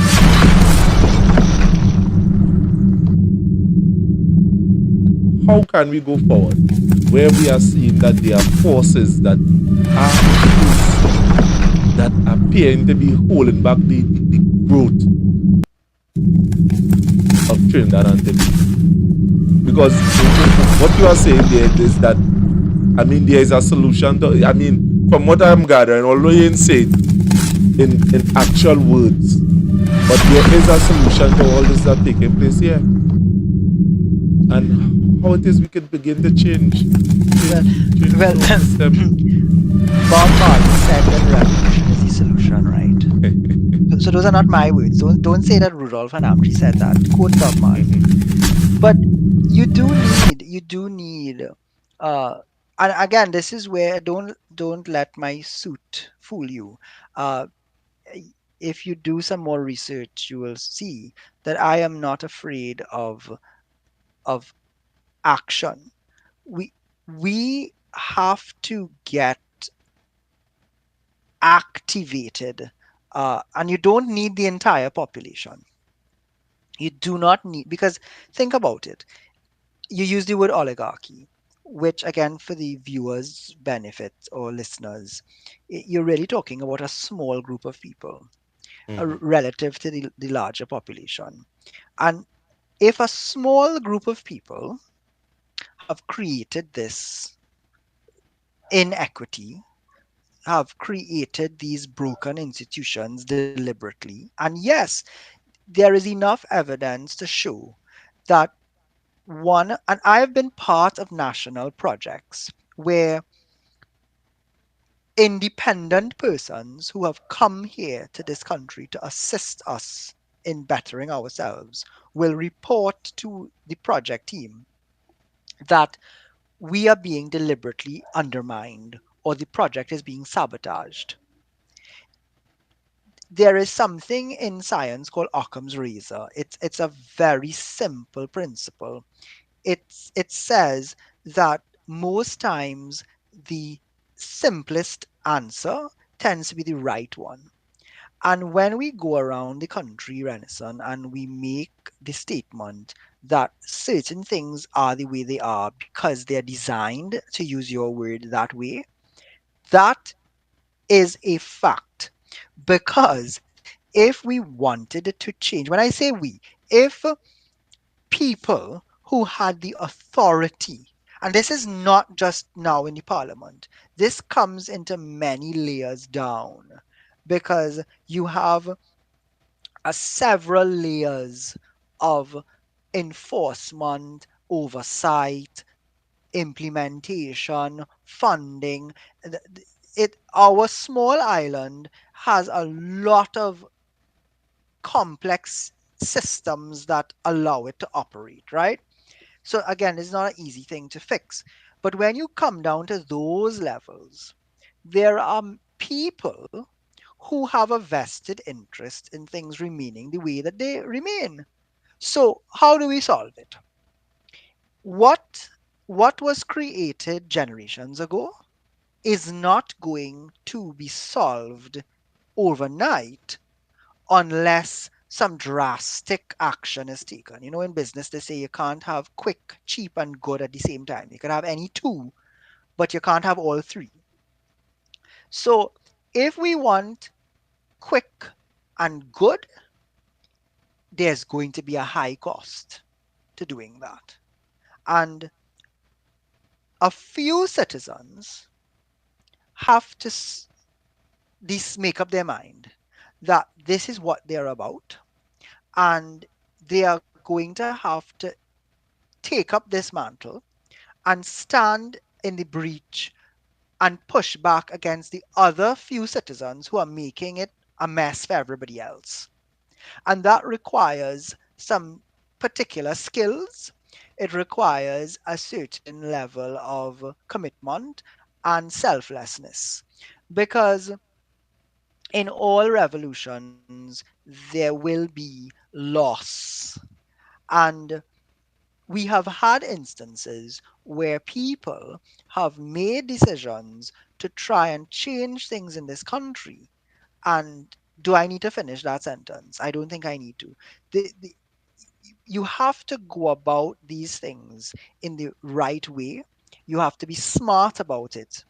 And it doesn't mean you have to do it in secret, but you have to get enough buy in from the right group so that we're moving together across socioeconomic barriers, across ethnicities, across geographic locations, across sectors with one purpose, and that is a better Trinidad and Tobago.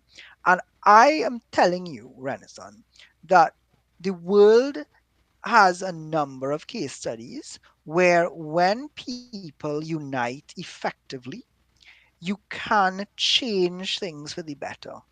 Again, I say, if all were really lost, then I wouldn't be having this conversation with you. I wouldn't even be in this country. But I really do want to live in my little paradise space where I was born, where people wish they could live. I have met hundreds of people in my life from all over the world, and when they ask me to describe where I live, their eyes open wide and they say, "Wow, I've never seen a beach. I would love to vacation there. I would love to live there." That's what one time why a lot of foreign people were buying land in Tobago. Why do people think that is? Because we don't have something they want. We have everything that we could possibly need to make a great life for ourselves. But there are cycles, there are actions being taken that maintain the status quo.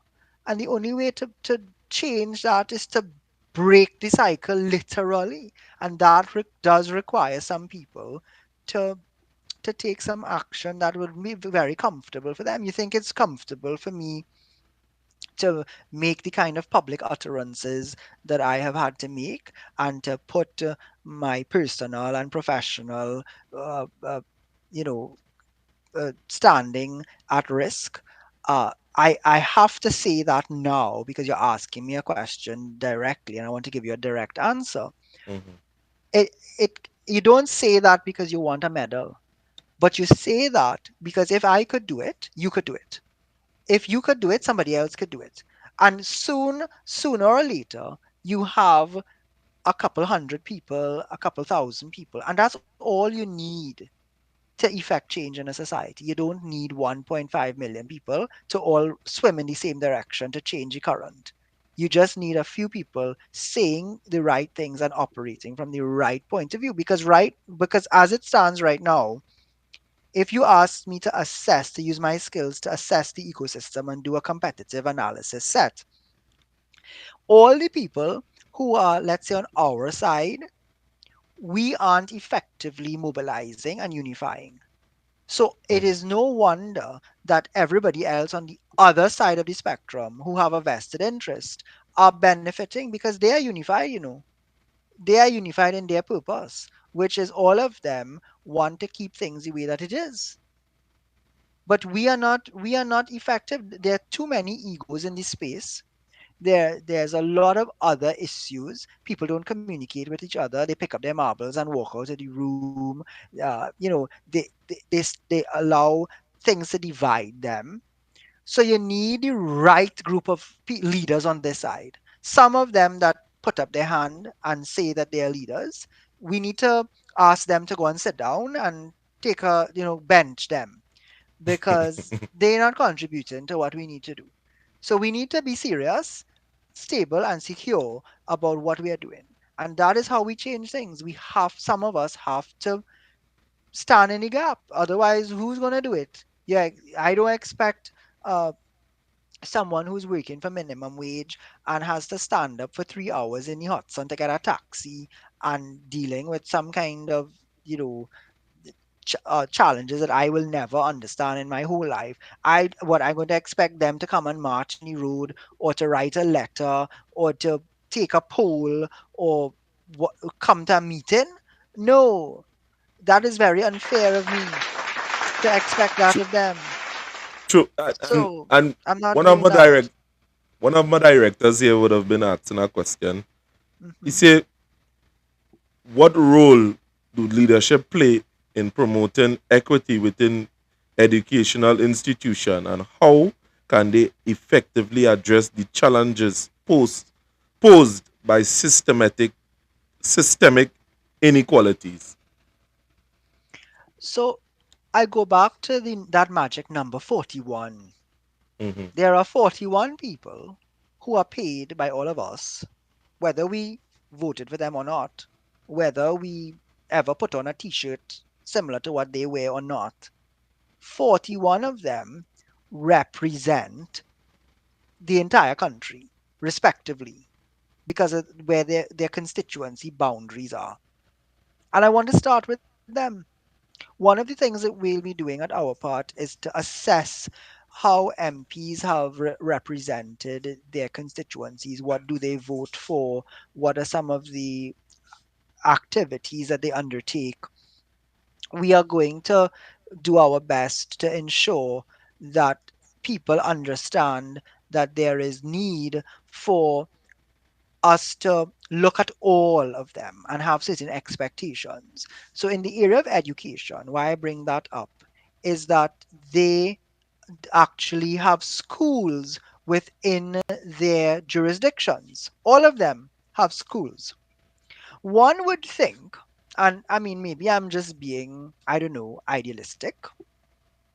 If I were an MP and I have schools in my jurisdiction and I know where my boundaries lie, wouldn't it be natural for me to understand the current state of those institutions and to work with the principals and the administration and tutor and the PTAs to get a good sense of what is required to ensure equity in those schools that I am responsible for.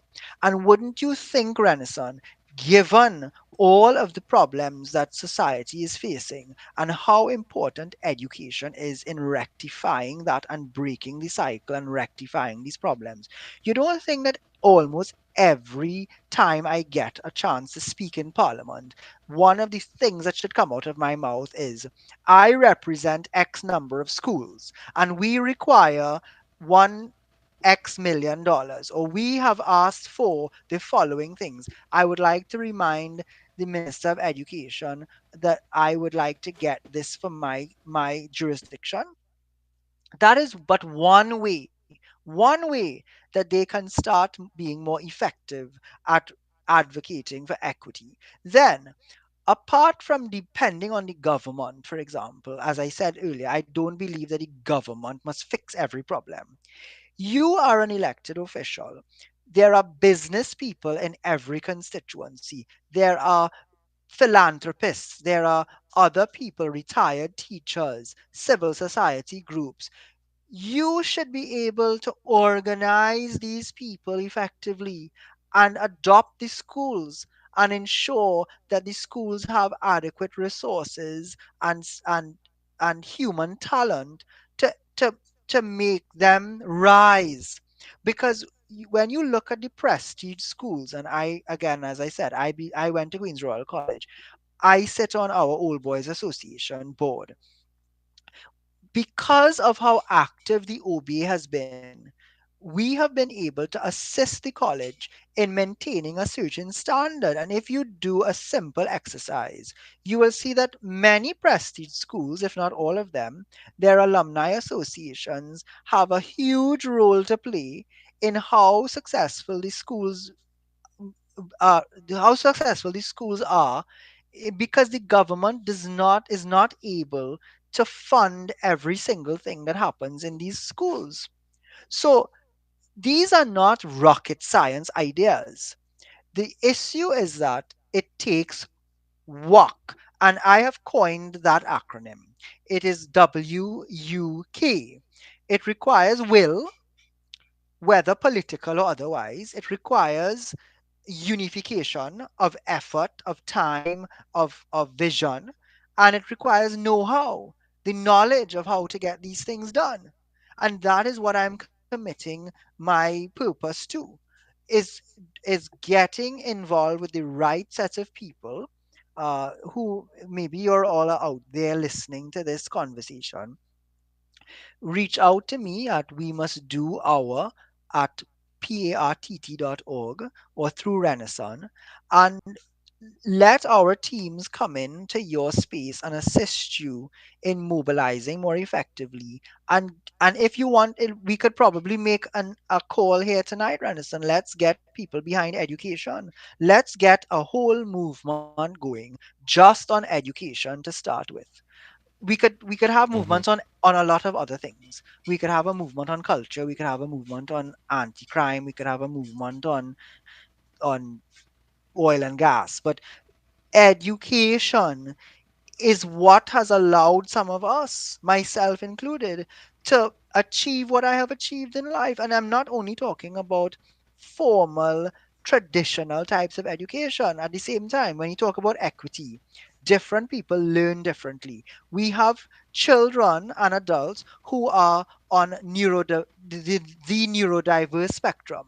So you have to train them differently, but they can also contribute, and in many ways contribute equitably as somebody else might. So we have to fix all of these things and not allow people's lives to be wasted for want of a school book, Renaissance, for want of a chair in a school, for want of a teacher. I don't accept that. I no longer accept that. Maybe I kind of did, but I need to do what I can, and all of us need to do, as I said, our part to fix these challenges, because we need to start somewhere. Mm-hmm. Mm-hmm. Well, I mean, as I say, we would have started off this conversation finding out what would have happened, and you know, I find the opportunity was well used, a matter of fact. Regardless to the amount of the question the director was trying to give me with this whole story. Next time, Now, director. what you would have brought on there, you would have brought up because I was studying this whole political thing and I was asking myself, does this make sense, a matter of fact? Why in politics? I started question my ambitions, a matter of fact. Why why politicians why people want to go into politics these days. And when you look, politics is a path to riches by most of the people and them. It is a form of power. And if you would have read the Robert Greene book, the 48 Law of Power, we as human beings are attracted to power. So I some will of look us at are, that book. Thank yeah, you. the going to power, the power play or the power dynamics is because they are attracted to it. And when you sit down and you ask them, why am I in this? What is your reason for me? They cannot really say. And if the only initiative is money, or let me say women, or some form of sexual gratification, then we falling short because there are a lot of things that could come out of this. There are a lot of things, and the ceiling that we are looking at, there is things above that. We could actually go further. We have the capacity as to bring Trinidad and Tobago into a status that we could be self-sustaining and things. Because look, for example, we have a power plant, and the city power plant able to provide, other islands with electricity too the same way. And I would have worked on the power plant, and I would have seen that, hey, you do have to shut down because of the two different steam turbine and the boiler system in which they would have had. Now we on a part that we could provide, we could be much more better than this. Yes. And what you are saying is that one, the leadership. Now, what you would have thought, I would have known this to be in a more different sense of the life as barriers. And there are people that would have experienced barriers at different part of their life. Now, your barrier may not be my barrier, and my barrier Mm. may be a barrier to somebody else too. The same way, some people may have financial barriers as to where they can't reach certain distance, but they have the brain power and the Yes. insight and the IQ are very high. So, in able to weed these people out of the system, not out, but to, oh God, to structure something that is beneficial to them and them alone. It may not be beneficial to other people, but they're able to see these things existing in society and develop the correct mechanism suited for such individual. Yes. So, to say in the least, we could go further as a community, as a country. Politics is not the problem because I would have thought that politics is the problem, but the way we put it across between party politics and politics in general is the people that are there that are operating in these seats on them that really making it appear to be so because the shadow that they're casting staining the the public.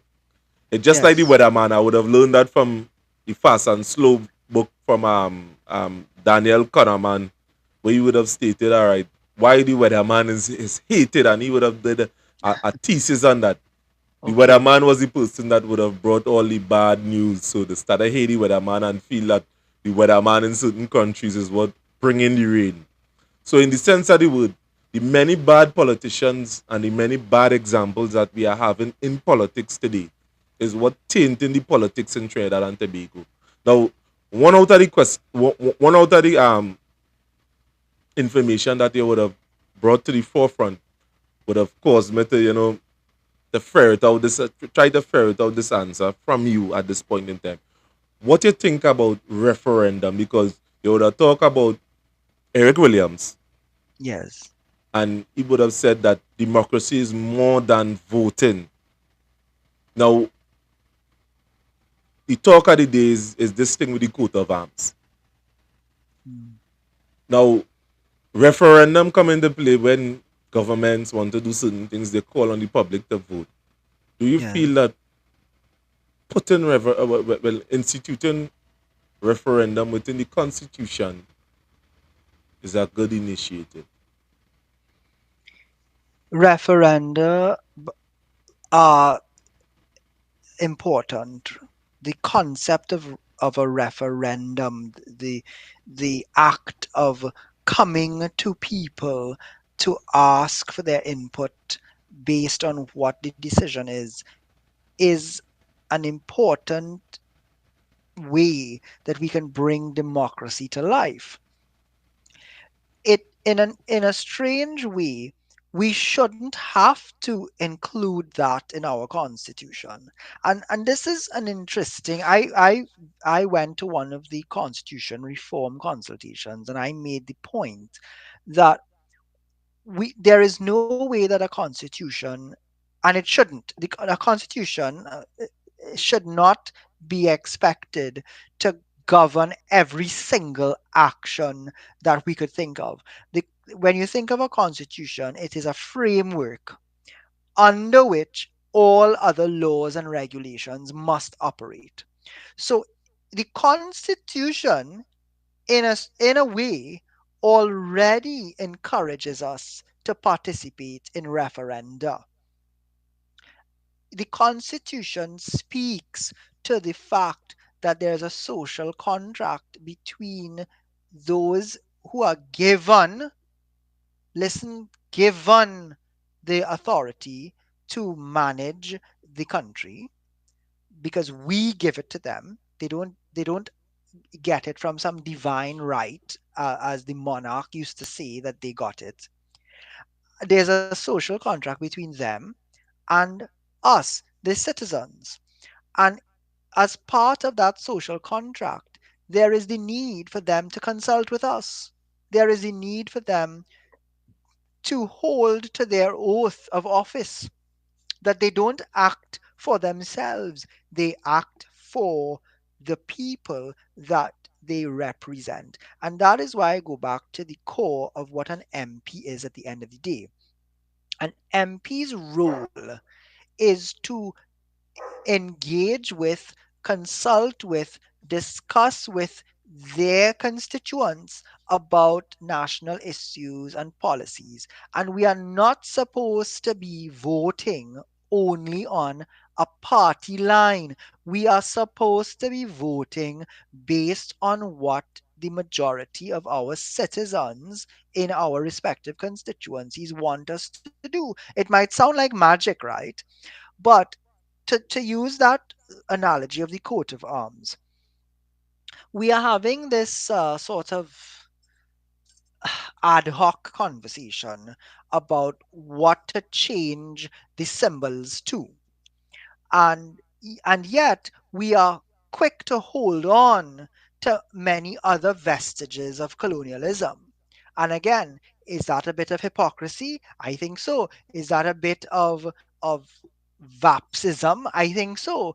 Because rather than looking at the entire ecosystem and the infrastructure and the institutions and having a much broader conversation around how can we evolve our constitution so that the constitution allows us to keep whatever benefits we might have inherited from the British, but at the same time free ourselves of components that keep us mentally and in a real way physically enslaved. Britain has long since moved past many of these conventions and norms, Renaissance, that we still hold on to. In Britain, the party that is in government, their own MPs from week to week will decide that they are voting against or for different pieces of legislation. We have seen where they have fired their own prime minister on a number of occasions. So the former colonial master has already moved on and evolved, because Britain doesn't have a written constitution, by the way. Britain has an unwritten constitution. But they have been able to move past that. And They have been able to implement referenda on key issues, the most important of which was, of course, Brexit. So there is nothing in the Constitution right now that is barring us from holding referenda. We can literally hold referenda in the morning if we want to. But referenda by themselves, the actual hosting of the day when people go to a poll or use a system, whether it's digital or paper, to give their opinion about an activity, is really the end point. What you need to do before that renaissance, and again, Britain's Brexit issue was a perfect example of this. The government, the Cameron government of the day, never undertook the real hard work of educating the population about the pros and cons of leaving the EU. So when people went to the polls and voted, many of them would have voted based on misperceptions, misinformation, a limited amount of information, etc. And that entire debacle took place, which is partly why Britain is in the state that it is in today. We don't want mere referenda where you say, okay, Friday morning, all of you all come and vote on whether we should have every Friday off. No, you have to engage actively through the MPs in a process of sustained consultation on these issues. And that's why I said earlier the how of how you do things is more important than the what you do. So, even with that matter, it is unfortunate to say the least that the decision, because as far as it was explained to the population, it's a fait accompli, to quote the prime minister, we have the votes. The, to present that decision on a political platform not only undermines any genuine interest in evolving our symbolism to be more representative of us, because now you have politicized it, unfortunately, but it it reeks of that lack of consultation, because I don't remember anybody ever asking me what I wanted. uh, I don't remember a series of outreach programs to different schools or institutions, civil society groups, etc. So referenda, and that's why I want citizens as well to be very careful about just taking the headline. You have to, if you agree with a specific idea or top line concept, you have to take the time to understand the layers beneath that concept or that headline before you fully commit to something. So I also am going to be working with my team at our part to run citizens led referenda on different national issues. But we are not simply going to post it out there willy nilly. We have to engage in some education work and provide information so that when people vote on something, they will know, they'll have a better sense of why am I voting for or against. So, yes, in principle, bring it on, but we don't need it in the constitution. We could do it right now. And if people say, well, you have to put it in the constitution because if it's not there, they're not going to do it. I just want to remind people that right now there are things in the constitution that aren't properly implemented. So putting it in law is one thing, but having the capacity to enforce the law is a completely different exercise. And the best example I could give you on that is the local government elections, where the Privy Council, by the way, another vestige of colonialism, the Privy Council had to tell us that we supposed to have an election when it is due. I mean, really? You went all the way up to the United Kingdom to which when it's plainly stated in the Constitution. Again, Renaissance, I wouldn't spend my government's money that way. I would spend money into productive capacity to help people get out of the situations that they're in. I'm not going to waste money on going to ask people who are so far removed from our reality, but at the same time seem to understand our law better than we do. Instead of Hmm, common sense, we practice nonsense. hmm. Now, now you would have made a very important claim there, where you would have said that I mean, not all the times you put rules, and you know you can't put a rule to everything, No. and it would have brought a quote to me. I don't know who said it, but it would have brought a quote to my remembrance, in which would have said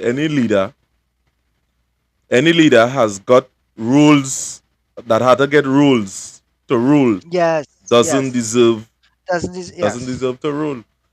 And not everything. I believe the people who would have crafted the Constitution of Trinidad and Tobago, I mean, didn't thought it would have had something close to a tyrant kind of government that come out and mention things and make Well, illusions of choices then. well, And look what happened with Section 34 under the former administration. Look what happened in even Eric Williams' times. Look what happened under Pan. It is not new, but if mhm. we don't fix it, it's going to continue. Now this was a very impactful conversation. Now I seen that we coming up close to wind up time, but this is Mhm. a question I ask all the guests on the Okay. platform. What do you think about the political climate, the present political climate in Trinidad and Tobago? What is your honest opinion? It is far too toxic, negative, and filled with egos and misinformation and incorrect agendas across the board. The political climate is one of, well, if you have some grouse and you, I want to use a strong word, if you hate something, then choose something else. Choose the lesser of two evils. Choose people who look like you, who pray like you, who party like you. Although David Rudder said how we vote is not how we party. The political climate right now is, we certainly deserve better. And that is why, again, I have chosen to distance myself from it for the time being and focus on community outreach, mobilizing through the six distinct projects, the vision I have for creating a portal for accountability and representation, empowering young people, training them in leadership skills, being able to craft that vision for Trinidad and Tobago, bring like minded people together to create a think tank and to run a positive messaging campaign, which is entitled The Land of And we were speaking earlier about, you said zero sum. I believe in win win situations, and we are named Trinidad and Tobago. I don't believe in coincidences. I think in Trinidad, you can have and situations, win win situations. You don't have to choose one over the other. But people give us those false narratives and they make us choose. All we have to choose is the country.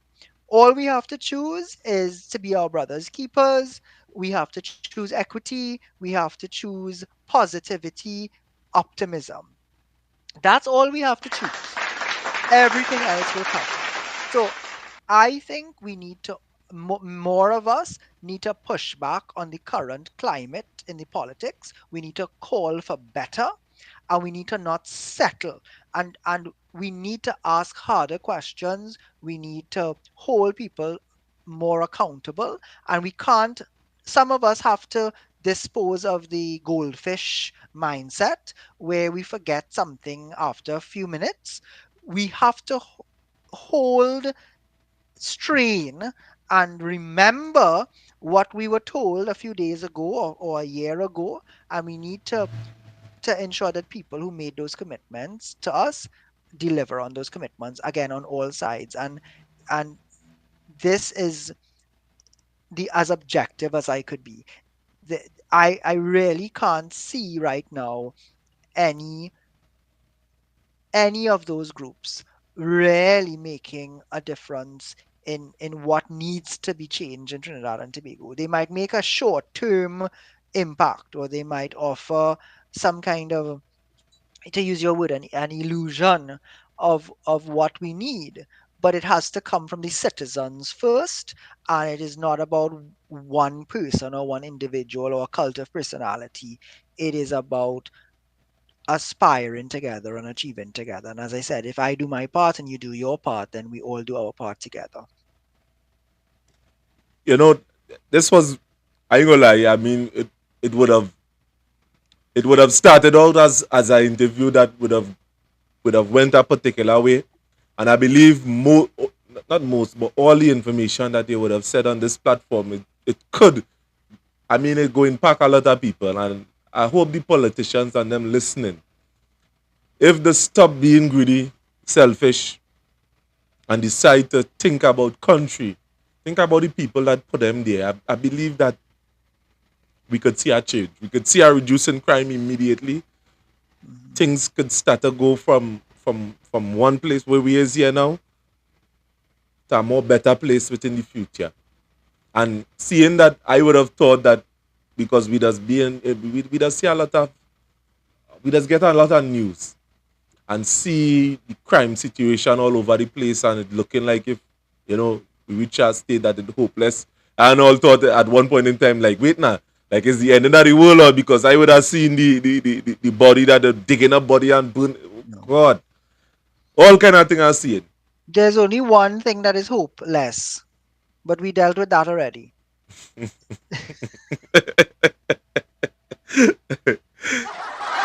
I hear you, brother. I hear you, I hear you, I hear you. So, I mean, I go like to, you know, I feel honored. A matter of fact, in this interview, I mean, as I say, it would have turned out and something more than I would have Thank expected. you. Same here. I think more of us have to have these conversations. Hmm. And I was really privileged to be invited and to share my opinions, my thoughts. And if indeed it does help even but one person, Renaissance, then I would be grateful and truly blessed. So thank you very much and keep up your work on educating our citizens. Now, before you go, you would have said that you would have started an organization just to remind the general public Oh, as to. sure. As I said, it's called the Portal for Accountability and Representation for Trinidad and Tobago. So it's our part, PARTT, and it's a play on, as I keep saying, if I do my part, you do your part, then together we do our part. And you can visit our part, OURPARTT.org, where we've listed 6 projects. So just quickly, it begins with engaging citizens across a wide ecosystem to develop a vision for Trinidad and Tobago at 100 years.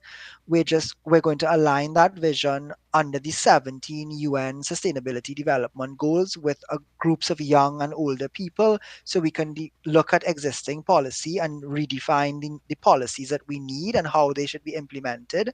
Where that is under a project called Inspire 360.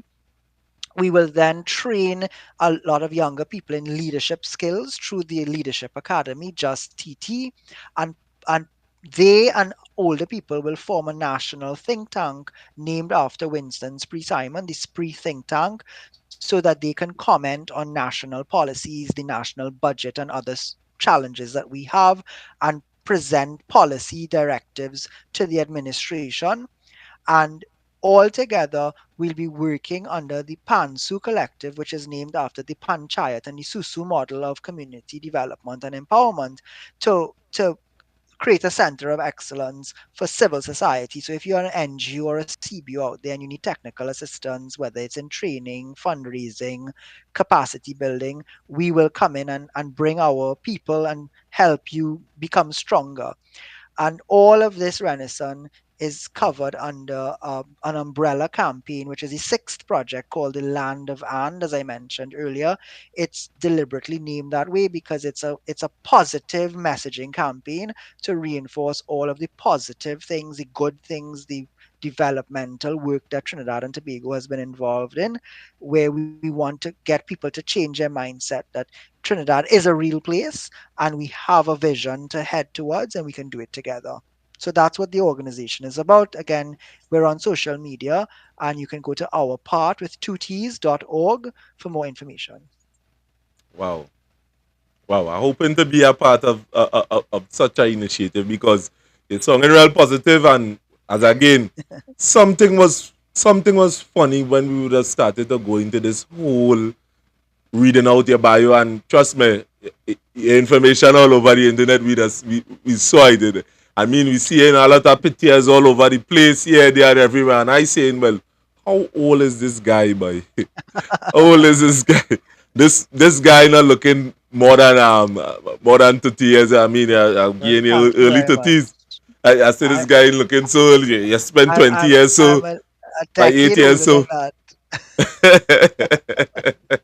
But thank you very much for the compliment. No, I think if you live well and you are involved in positive activity, it benefits you at the end of the day. And we have to energize each other. Like-minded people have to support each other and work together and put aside our differences at times. We may not always agree, but we can arrive at a consensus that is better for everybody. And if you're interested, we would like to definitely engage with you further and your listeners and viewers out there. As I said, that's why we're here. Wow.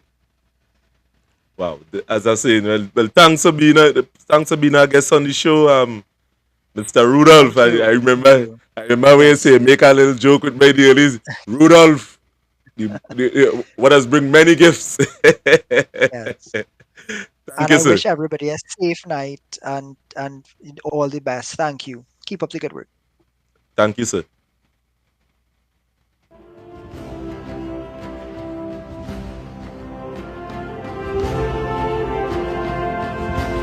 Well, to you, the people at Trinidad and Tobago, I have not more to add or take away from this fact.